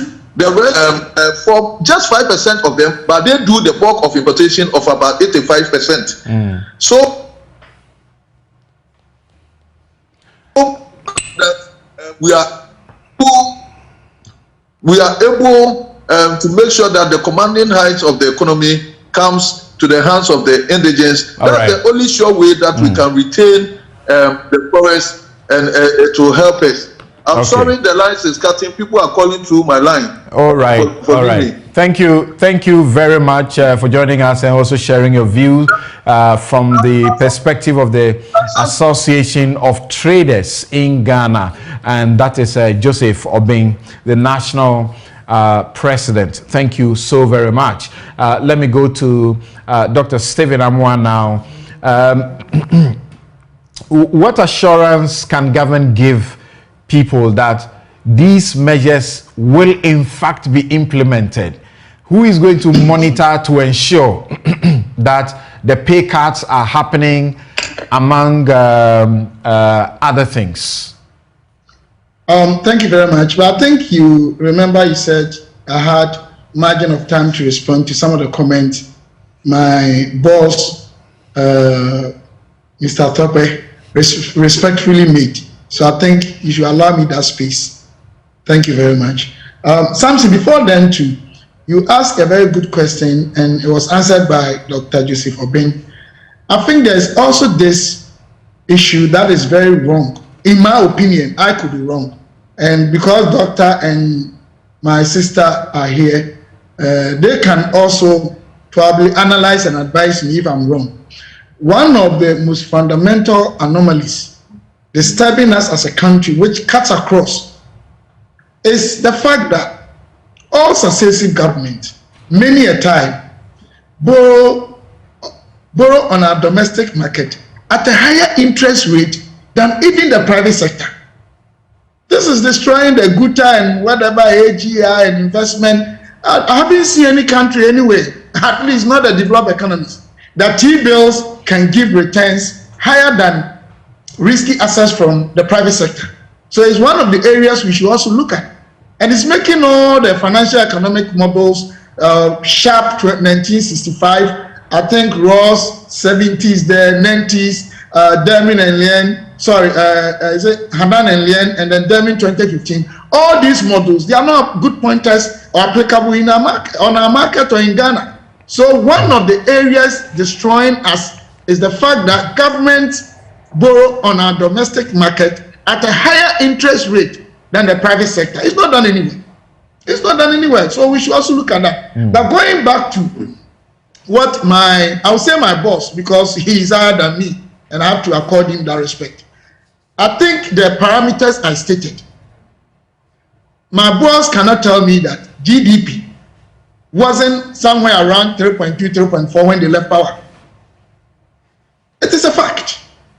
T-bills for the same period, say 90 days or 300, was around 22. Even if he's saying 16.5, it has been improved now. It's a fact.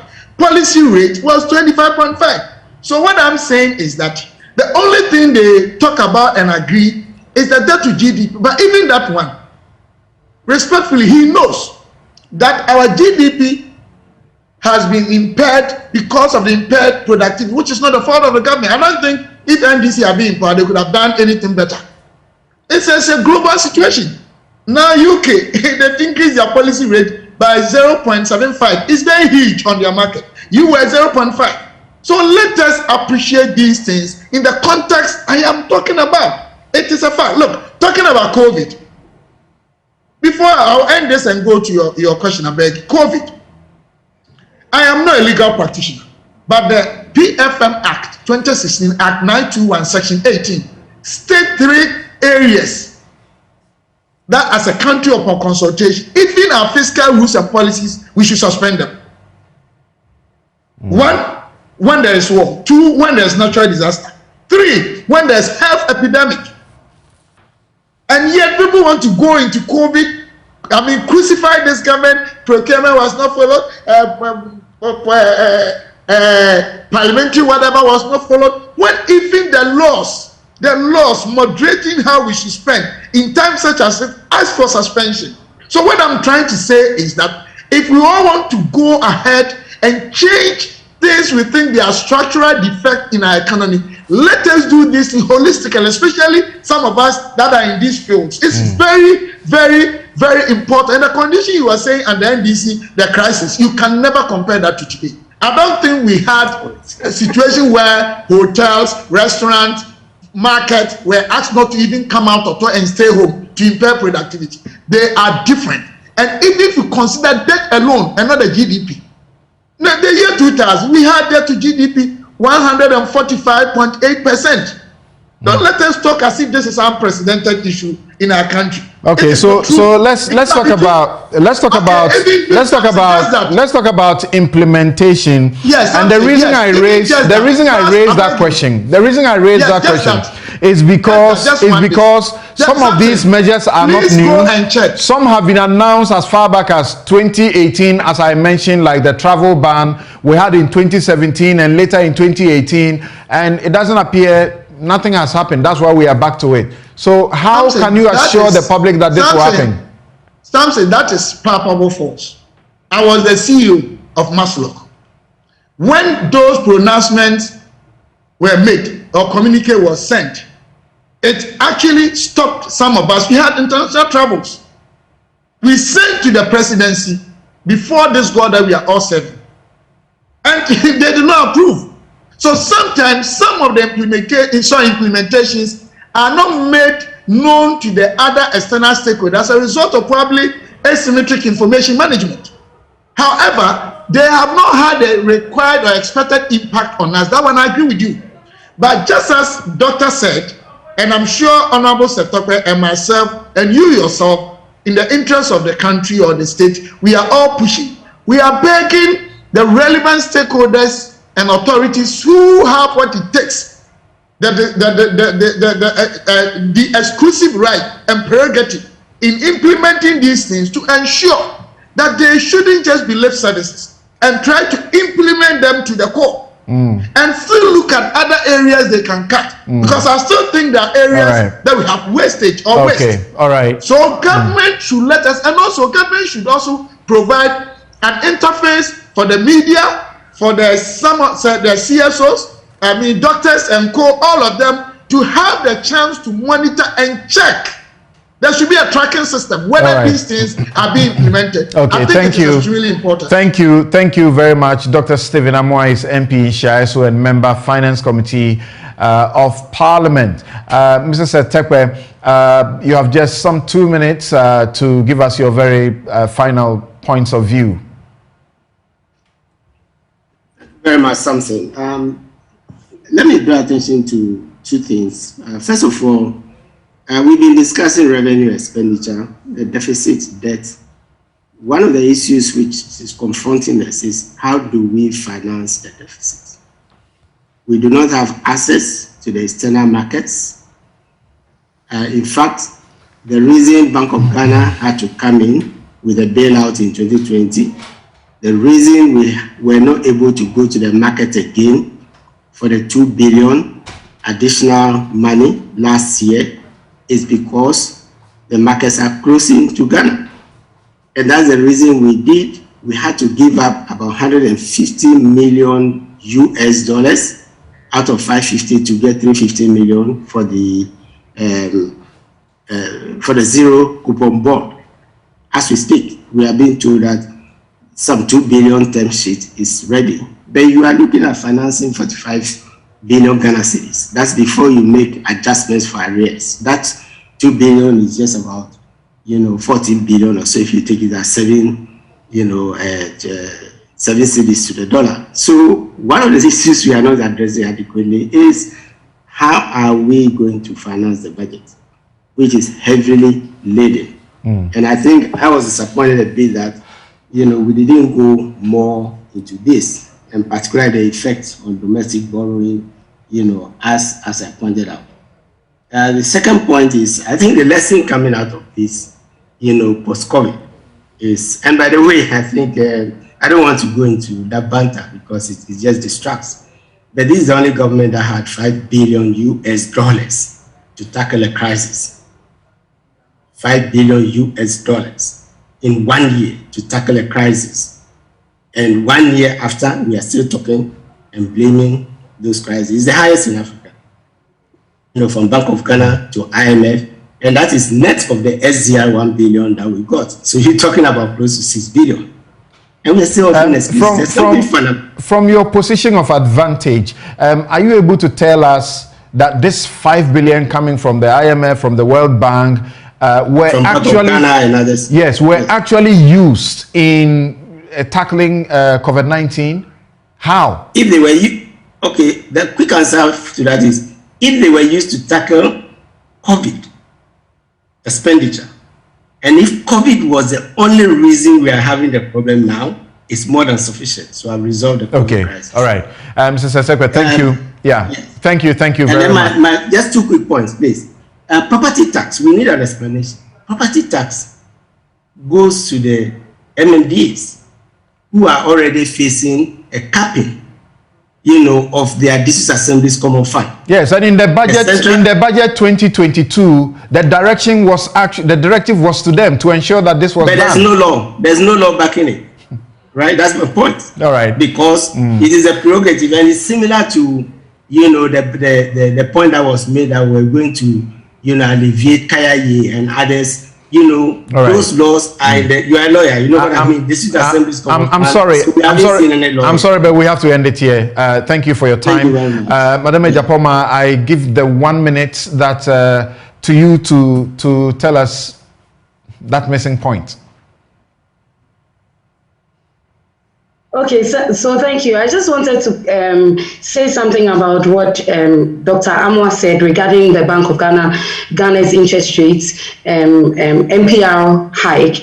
I just want to say that they had a responsibility to stabilize our cedi, and increasing the monetary policy rate was a way to do that. So even though this is going to be increasing the cost of doing business in Ghana, exchange rate fluctuations also affect the cost of doing business in Ghana. And therefore, as an import-dependent country, we needed to ensure that this was resolved. And so increasing the monetary policy rate was just the way to go. All right, thank you. Samson, Thank you very much. 1 second. Thank you No, all. just 1 second. That's where we end the discussion. No, Samson, just 1 second. And I'll just take 1 or 2 messages from our viewers, and then we proceed to our next discussion. This from Frank Anderson, and he says, the annoying thing about this government is their lack of humility to accept when they are wrong. You make so much lofty promises, raise revenue, borrow billions, spend unproductively without putting any away for a rainy day, and you want us to clap for you in such deep crisis. The president is still appointing people, sometimes with more than 3 deputies. Cut down size of government by 50%. Well, Dr. Indum said that we could run this country, was it with 20 ministers or so? There are some like the Imani who believe that this is possible. And this one says, ask Stephen Amoa how they went to Pedrasi and how much they spent. Could they have gone in a bus, Zoom? Is that how you promote austerity? We need to get serious. This one from Yakubu Ibn Chambers. He says, when a government shows signs of consolidation and compromise in an economic crisis, then the hope of economic recovery is at hand. It is prudent that the government has identified some crippling and inefficient sectors of the economy, i.e. discretionary expenditures, and has cut them off. There is an alternative solution to every economic downturn.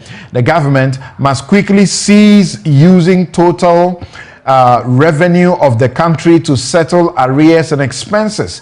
As for the currency fluctuation, it is a financial management issue that transcends the control of a current government and requires all technical hands on deck. I'm confident that the economy will bounce back in bounds. Thank you. Muhammad Ibn Chambers sent in that one. I'll return and share a few more of your messages with you, and then we get into asking the question.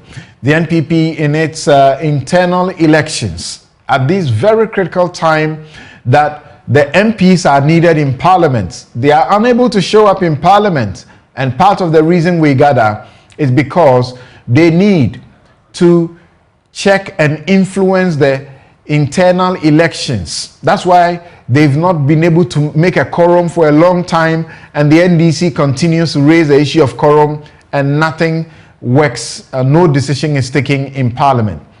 The internal elections have gotten bloody, and MPs, MP hopefuls, and presidential hopefuls are alleged to have hijacked the process, monetized it. What's the way forward? What are the facts? We'll be right back.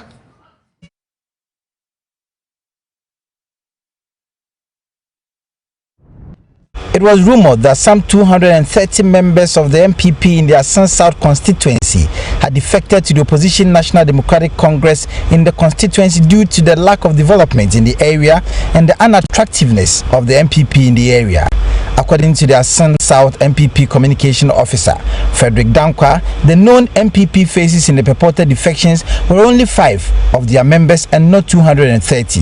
He said the 5 executives in question are currently under suspension following their open campaign for the independent candidate during the 2020 election, contrary to the constitution of the party. It is a blatant lie that these 5 executives keep on saying that Asan South hasn't seen any development, or Asan Insuta hasn't enjoyed from the MPP party. All the schools in Asan Insuta were built by the MPP party. We have built markets at those places. So isn't it prudent that other communities which do not have this facility, we also reach out to them? We cannot keep on building schools there. We cannot keep on building markets there. We cannot keep on building toilets there. We are doing everything to ensure development of the Asan Insuta Senior High School. Those Get Fund projects have seen commencement. They were left ajar. They have seen commencement. Contractors are on site. They have seen extension at the school. We have the member of parliament. I have procured a lab facilities for them. He has also seen to it that they have had a share of the school buses which the government was giving out to senior high schools. The Honorable Member of Parliament ensured that all the 3 senior high schools across the length and breadth of Asin South and even Asin Central, all of them were finished with these buses. So what else are they expecting the party to do? Right. On your screen right now is a situation that happened in the Ablekuma West constituency. And this happened in the full glare of the members of the MPP, the public, and this gentleman was assaulted. It appears he was not the only one who was assaulted. So the police issued a statement, and in that statement it said that police to put Daniel Parker Odailai France before court today for assault-related offense. The Accra Regional Police Command has investigated and charged suspect Daniel Parker Odailai France for assault after ordering a gang of 8 men to assault his victim during a political event at the Dansoman Liberty Park on Sunday, March 13, 2022.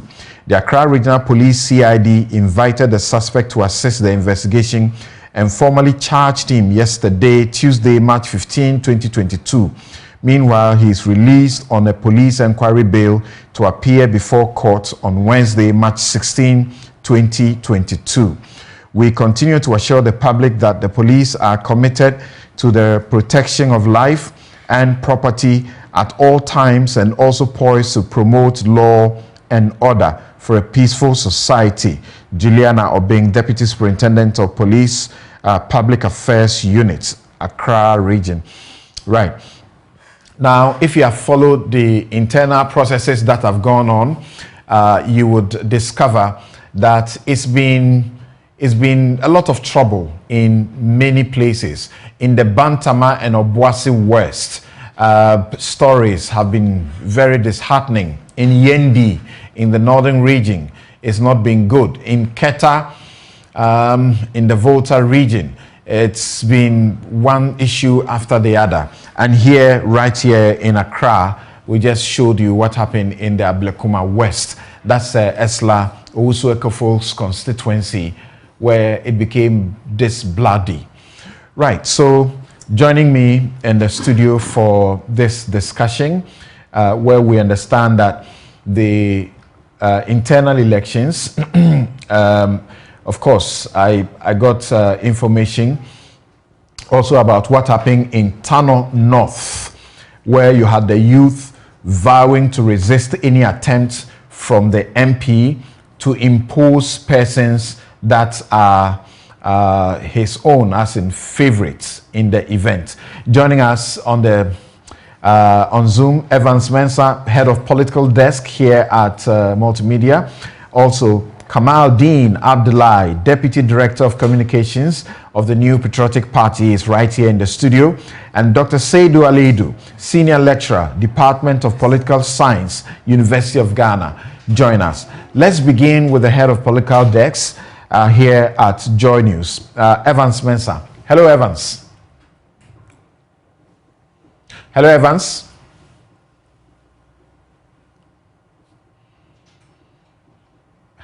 How's it going? All right. Great. We can hear you. Great. Yes. So you have kept a special eye at some of these things, and they have not actually dominated the news because of the economic situation and some other very significant news that have been happening in the course of the period. What can you say about the developments that we have across the country as far as the NPP's internal elections are concerned? You hear about albums, double albums, not a new development though, but what's going on? It's just been a cocktail of issues that the parties had to deal with, very similar to the confusion they experienced in the lead up to the 2020 elections at the primaries. Except that this sits at the lowest level of party elections. I mean, the polling station elections. It's the lowest level. I mean, but there's a reason why this has happened. In essence, you win the elections, the kingmakers at the rest of the levels. So executive level, the constituency executive level, and of course the parliamentary primaries, and ultimately the presidential primary. So these will be the basic level delegates, and that is why the contest has been this fraught with issues. I mean, across the country, categorize the issues into a few blocks. So we've seen, for example, it started with hoarding of forms. So nomination forms were in short supply in many of the areas where the polling station elections were supposed to have been held. And the thing that I noticed is you find the majority of the hotspots were in the party's own stronghold of the Ashanti region. If you go to the Ashanti region, we've seen it in Menshan North, where the forms were in short supply. People were accused of hoarding them. People go to buy the forms and the forms could not be found. I mean, you go to Central, the Achin Central, Kumewu, you go to a place like Fomena, and Fomena is a very interesting place, and I want to pause a bit and consider it a bit. I mean, Fomena, we know Fomena is the place that produced an independent candidate who used to be, of course, on the ticket of the MPP. The president went there in the lead up to the 2020 elections and said, I simply cannot work with him. I mean, he happens to win the elections, and he's the second deputy speaker of parliament. Now, the party, obviously, from everything that we've heard, is open to getting him back into the fold, except that the party's constitution is clear that when you run as an independent, you forfeit your membership of the party. Right. And the individuals in Fomena, the polling station executives and the party activists say, because of that, they don't see why the party that party is bending over backward to put in place a structure that allowed him to run virtually unopposed, and that has led, and that's those who were agitating had gone there.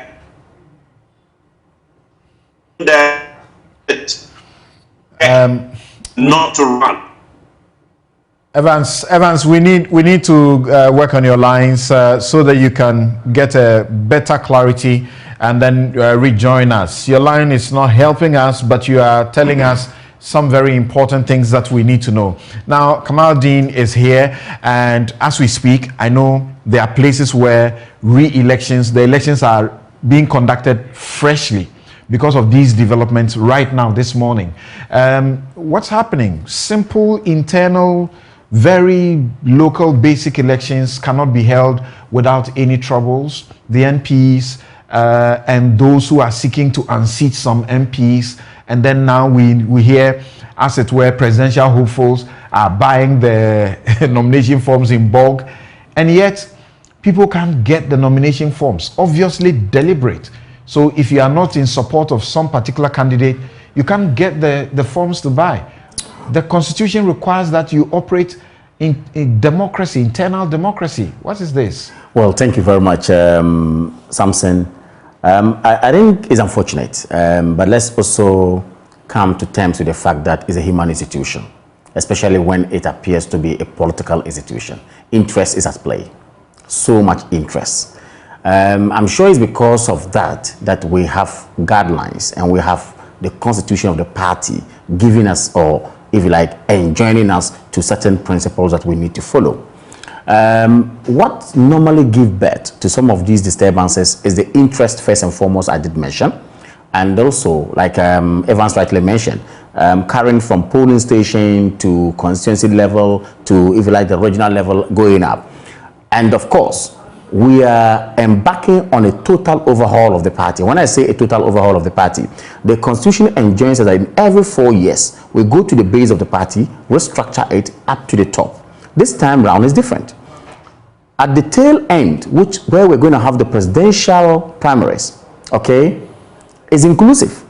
And there, you would, of course, your guess is will be as good as mine, because obviously there will be so much interest. those who think that I would have the idea of contesting or have the idea of contesting in the near future to be either a parliamentary candidate or to be a presidential candidate would have so much interest in some of these. They simply want to buy the delegates now. That's the point. You see? And that is why I'm saying that from onset, the interest at play causes some of these disturbances. But do we have a window where we can all have reprieve, or we can all be guided or be protected? Which window is that? The guidelines of the party, the constitution of the party is clear. Prior to some of these activities, especially the polling station where we are having the disturbances today, I'm aware that NEC and National Council sat down to come up with guidelines. And the guidelines spelled out what exactly ought to be done in all those constituencies. But some people, for some reasons best known to them, have decided not to follow it. But the party didn't stop there. It says, look, resort to the internal grievances procedure. If you do think that, look, constituency A has a problem, I have an interest, I think that something has gone on which is untoward, which is not intended with the laws or the guidelines, you try as much as possible to petition. And when you petition, they will sit on it. I mean, refreshingly so. You see, when you petition, yes, they will sit on it. That's a big issue. Yes. I can tell you from experience, yes, that whether your petition is considered or not also depends on who has the biggest influence as far as the interest in the particular constituency is concerned. Sure. I have seen a situation where clear, obvious violations have occurred. They have petitioned at the basic level, they are thrown out. Petition at the regional level, they are thrown out. Petition at the national level, they are thrown out. And it takes a court to quash all of those processes, sure, and to give the people, a semblance of, justice. So it means that there's still a window for redress to be sought. Okay, from your explanation. Yes, if internally somebody thinks that, look, your petition is not going to be attended to, which you told me to resort to the internal grievances procedure, then it travels to a level where I'm getting frustrated. The laws of the land comes to play. But not everybody can afford hiring a lawyer to go to court. No, but as we speak today, just yesterday or so, I'm just reading a communique from the General Secretary's office, yet to authenticate that though, but I know it's quite authentic, that a committee of 9 has actually been put in place to look into some of these petitions. So that if even at the constituency level you are not regarded, you come to region, you are not regarded, then you come to national and still some people sit there, without looking into it, then resort to that committee, which is the ADR committee and legal support committee. I'm sure the venerable lawyer Gary Nimako is part of it, Obi Amua is part of it, and of course chairperson is Cecilia Dapa. These are very important and respected personalities in the party, and of course the director of election and research is also part of that committee and all that. So fine, if you get to a level where you think that all these concerns you've raised has actually happened and they don't care about it, get to the committee again. After the committee, if you still think that you are not served with justice, that is where the laws of the land... But tell us, sincerely, the reports that you are receiving from these, at least I've mentioned a number of these constituencies. I've shown you a footage. The footage I've shown you is just a tip of the iceberg. Sure. The scene at which this happened at the Liberty Park, it's terrible. How the guy was, hit down. And while on his knees, what was happening to him, it's terrible. And so you are receiving this report, and you clearly are aware that the MPs or the MP hopefuls are the ones who are sponsoring these kind of thuggery. As a responsible party, which gives all of us the impression of, consummate Democrats, you must be doing something about them. Samson, let's be fair to the leadership of the party. I'm not sure they've gone to sleep on this matter. Yes, it has happened. Prior to even our discussion, you did mention that the police have actually effected, if you like, some investigation processes and all that. Again, internally, despite the police doing their work, I believe that the leadership of the party would also be doing some work on that. I'm not sure it has come out to say that, look, that's the finality, it ends there, the gentleman is hurt, and that ends it. No. I'm not too sure what is being done, but I'm also pretty sure that leadership of the party would not sit down and consent for a member of the party to, if you like, suffer this fate if you like. So clearly something will be done, or something is being done on it. Maybe we cannot jump the gun to say that, look, this has happened and that's it. Why are the basic rules, internal rules, not being followed? How can you explain how people can't get the forms to buy, to pick up and contest, and then one section has forms and more than enough? I think, like I said earlier on, a human institution, of course, bedeviled with some interest, as it were. But you see, that is also very wrong. This is where I come in, and I want to appeal to whoever is in the party, including myself. Now look, if we set guidelines to do XYZ, let us ensure that those guidelines are met. Because yes, that greed that we all have, I mean the greediness that we have in us, of course, would not permit you to follow guidelines, as it were. But sometimes you would have to, because when the whip is cracked, you must go by what is laid down. You ask what informs us. Again, I'm getting back to the word interest, and people wanting to say that, look, let me control my theft. Let me make sure that I protect my theft. I am the MP and I want to continue to be the MP, and whoever is supposed to, come contest me must come the hard way or must suffer because I am in there. There are people who have made the comment that, look, no, the structure of the committees that we have in the constituencies was wrong. Some have made such comments that we have certain MPs who are members of the committee, or representative of them are members of the committee. Okay, now some say that, look, the forms were even given to the MPs to take to those constituencies, and you realize that where we have disturbances are where we have MPs. Usually where we have, the orphan areas, we don't have that. So when they come with those, forms, like I said earlier on, they are human beings who also really want to protect their turf and as it were. So they'll go like, no, instead of having the fair play, let me also try to manipulate it. I think some of these things cause these forms not to be existent. But even that, the party said that, look, when we give the forms to the constituencies and they refuse to sell those forms, come to the region and access a form. When you come to the region and you don't get a form, come to national, we will give you a form to go and fill, and of course, file to the committee. There are instances where you go and you don't even get the committee. Hold on, it's a problem. Hold on, Evans. So you were giving us very important analysis there. Let's see if we have a clear line to you now. Complete your point, and then let's get Dr. Ali Duseidu on this matter. It's getting really ugly out there and bloody as well. It shouldn't be this way. I mean, yes, something. And from the party's own internal ranks, some of their executives have had cause to complain. He just been talking about whether the party has done enough to address this. I mean, if you take some of the concerns, your former member of parliament for Mencham North, who was on the ground during one of the polling station elections and actually joined the protest, was on air with me and was clear that they had filed petitions all the way from the region to the national, and nothing much has happened. And so he was left very worried. Again, you listen to Boache Jacko, who was on air, also complaining that the party should keep to the rules. I mean, you get a sense, listening to these stalwarts and others, that in places the party itself, either there's been this advocacy in the party for so long from the likes of the party's majority leader in parliament, that some people either in parliament should deserve some form of protection going into the elections. And there's a sense you get from the complaints that the party may be considering this and using other means other than democratic means to allow people to stay as members of parliament whatsoever. And that is possibly why we've seen the agitations happen. And the party has always said, press conferences have been held,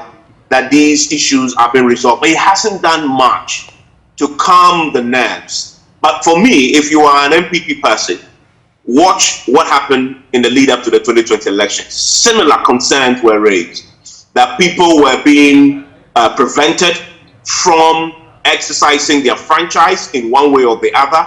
The system was gravitating and encouraging others to go, whilst others were being sidelined. Formina is a clear example of this. In the end, we saw the results. The results was this huge, unprecedented losses of seats they suffered in Parliament. And you need to ask the question, Samson, has the NDC learned the lessons? Because it appears these same mistakes have been repeated, and the confusion that we saw in the lead up to the 2020 elections that delivered this horrendous outcome in Parliament is exactly what we are seeing repeated in the polling station elections. So you have to ask, if this is what is happening at the polling station level, what will happen at the constituency, at the regional, national, parliamentary primary, and presidential primary? Your guess is as good as mine. Interesting. Dr. Ali Seidu, thank you so very much for making the time to join us. Hello, Dr. Seidu.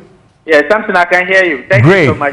Great. Thank you very much. So it is personal interest at play here, isn't it? So that people want to have control at the very basic level to make sure that those who will constitute the delegates to vote for primaries, for MPs and the rest of them will be people that belong to them. And so you see often there's a creation, some places they have to compromise to use 2 albums.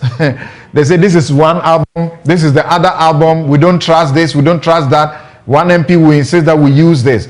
And the example I'm just giving of what happened at the Liberty Park at Dansuman, which the police have taken control of somewhat, is clear for everybody to see. The Minister for Communications now had indicated that after this term, she was done. There was a guy who was in contention to sort of succeed her under the NPP. That's Ronnie Nicole.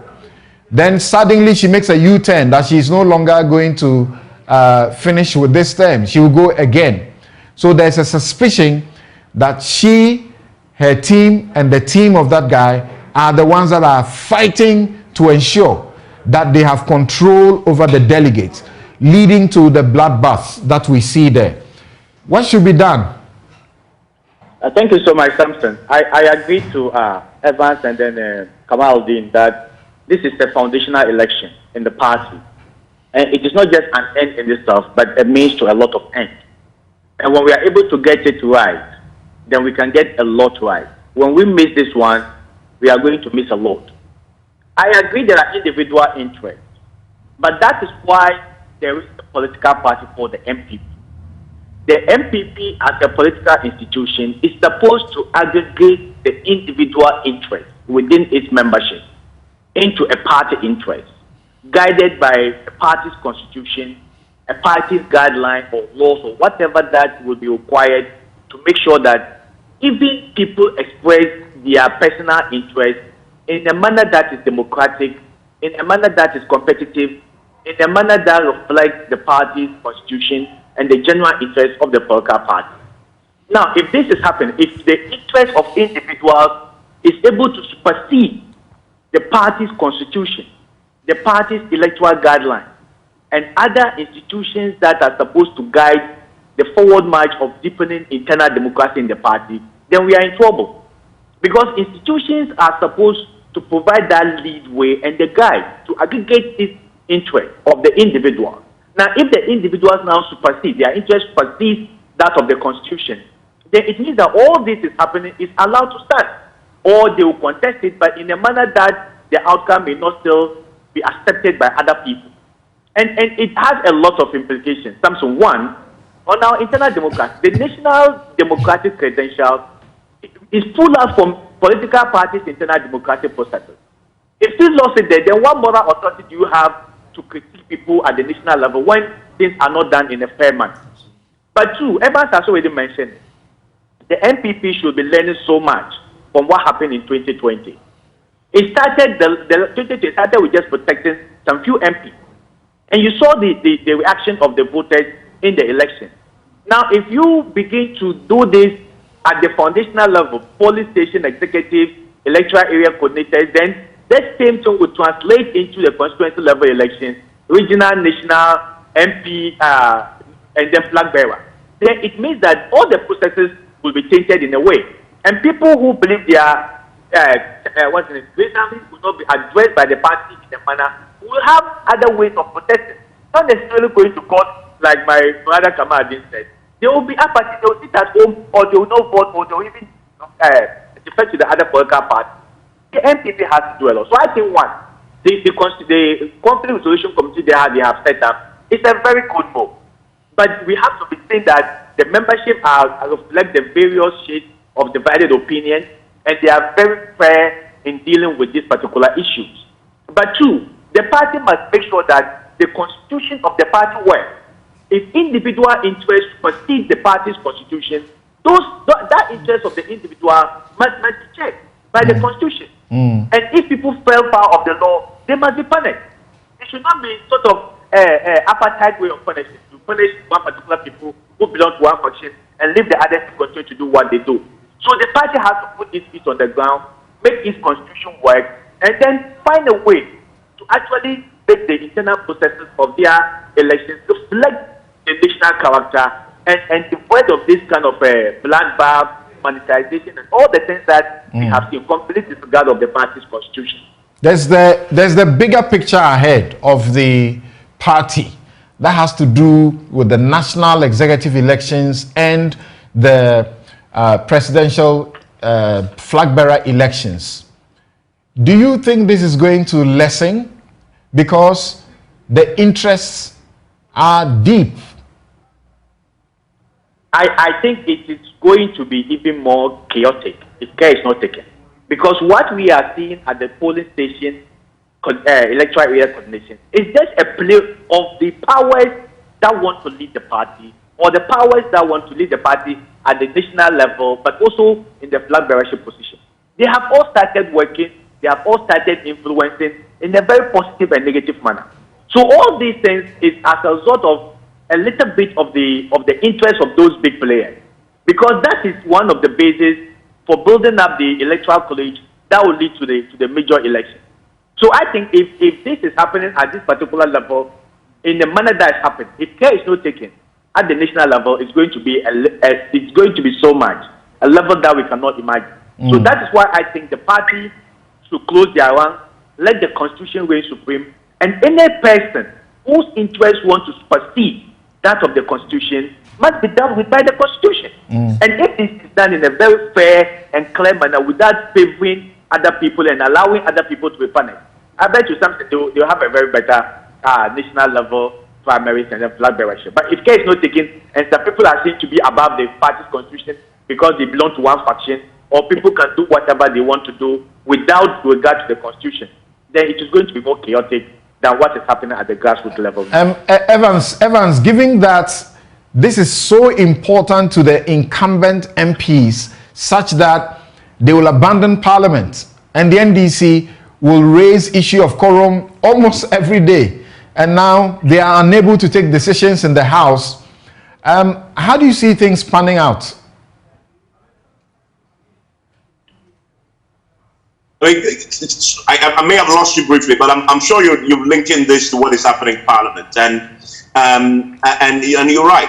In fact, it's not just an allegation or just assuming stuff. The majority chief whip, Anodompre, last week I spoke to him about their inability to do business on the floor, and he attributed partly the absence of the MPP MPs to the ongoing polling station elections. And you need to ask the question, Samson. This is polling station elections. What has that got to do with members of parliament in the House and coming to do the work? It is not a parliamentary primary. It is polling station elections. But they are missing parliament and choosing to be in their various constituencies and polling areas so they can, as an allegation goes, try and influence the process of who gets elected, because they know if they succeed at that level, they're almost guaranteed a win in their primaries. That is a tragedy, and it has to be emphasized. And to think that there will be an admission by the leadership of the MPP in Parliament that is what is happening, and they cannot whip them back to the House to work at the time when the economy is in crisis, when you think that Parliament will be sitting. Look, there is a particular loan agreement that has to do with the building of hospitals across the country, a health facility. That has been postponed for so long. Each time they try, the minority guys will raise a quorum question on the back of the Supreme Court verdict that says that half means half. And they will raise that point, and then the speaker will have no choice than to adjourn. That is how bad this has been. It's not only affecting the MPP, it's affecting the country and doing business in Parliament. Serious government business has stalled for so long just because MPs rather are focusing on polling station elections instead of doing business in the House. And you're right, this is really unprecedented, it has to be said. The levels at which this is happening. Right. For a party that's approaching a second term elections with all the challenges that we know that comes with it. Right, I'm coming to Kamaruddin, but Dr. Ali Seidu, if you can say something briefly on this. This is not a good commentary on the governing party, is it? That in such times when we are in critical situation, economic situation like this, for the MPs to be in Parliament to ensure that government business runs so that all of us, the citizens, will benefit, their primary interest rather is to get there and try and influence and buy delegates whilst we suffer.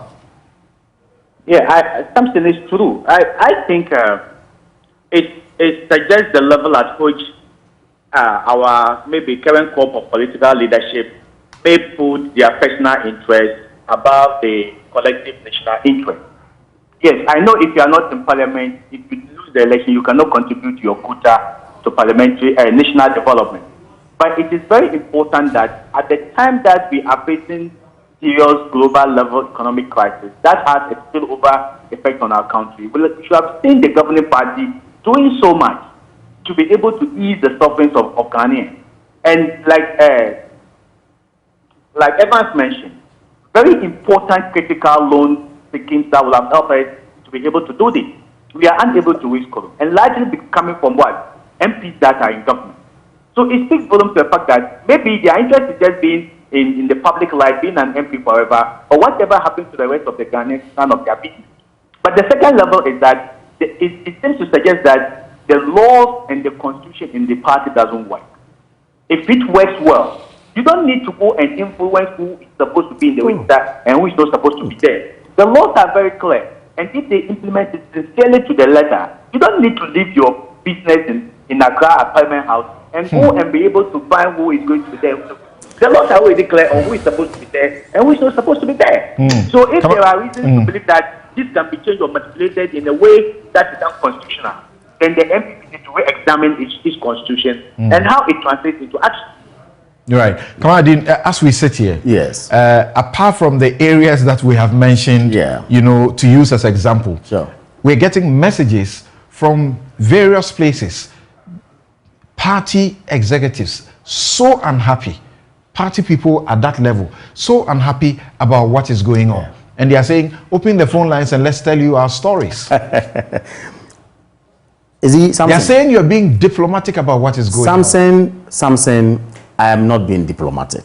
The fact is that, like I said, if we all took it as a duty to go by the guidelines, like Dr. Ali says, I'm not sure we'll be where we are today, discussing our party matters on, on Newsfile. That some things didn't go on well. I mean, we should all be ashamed of ourselves, okay? That merely selling forms to people who will be interested to be party executives at the base is problematic.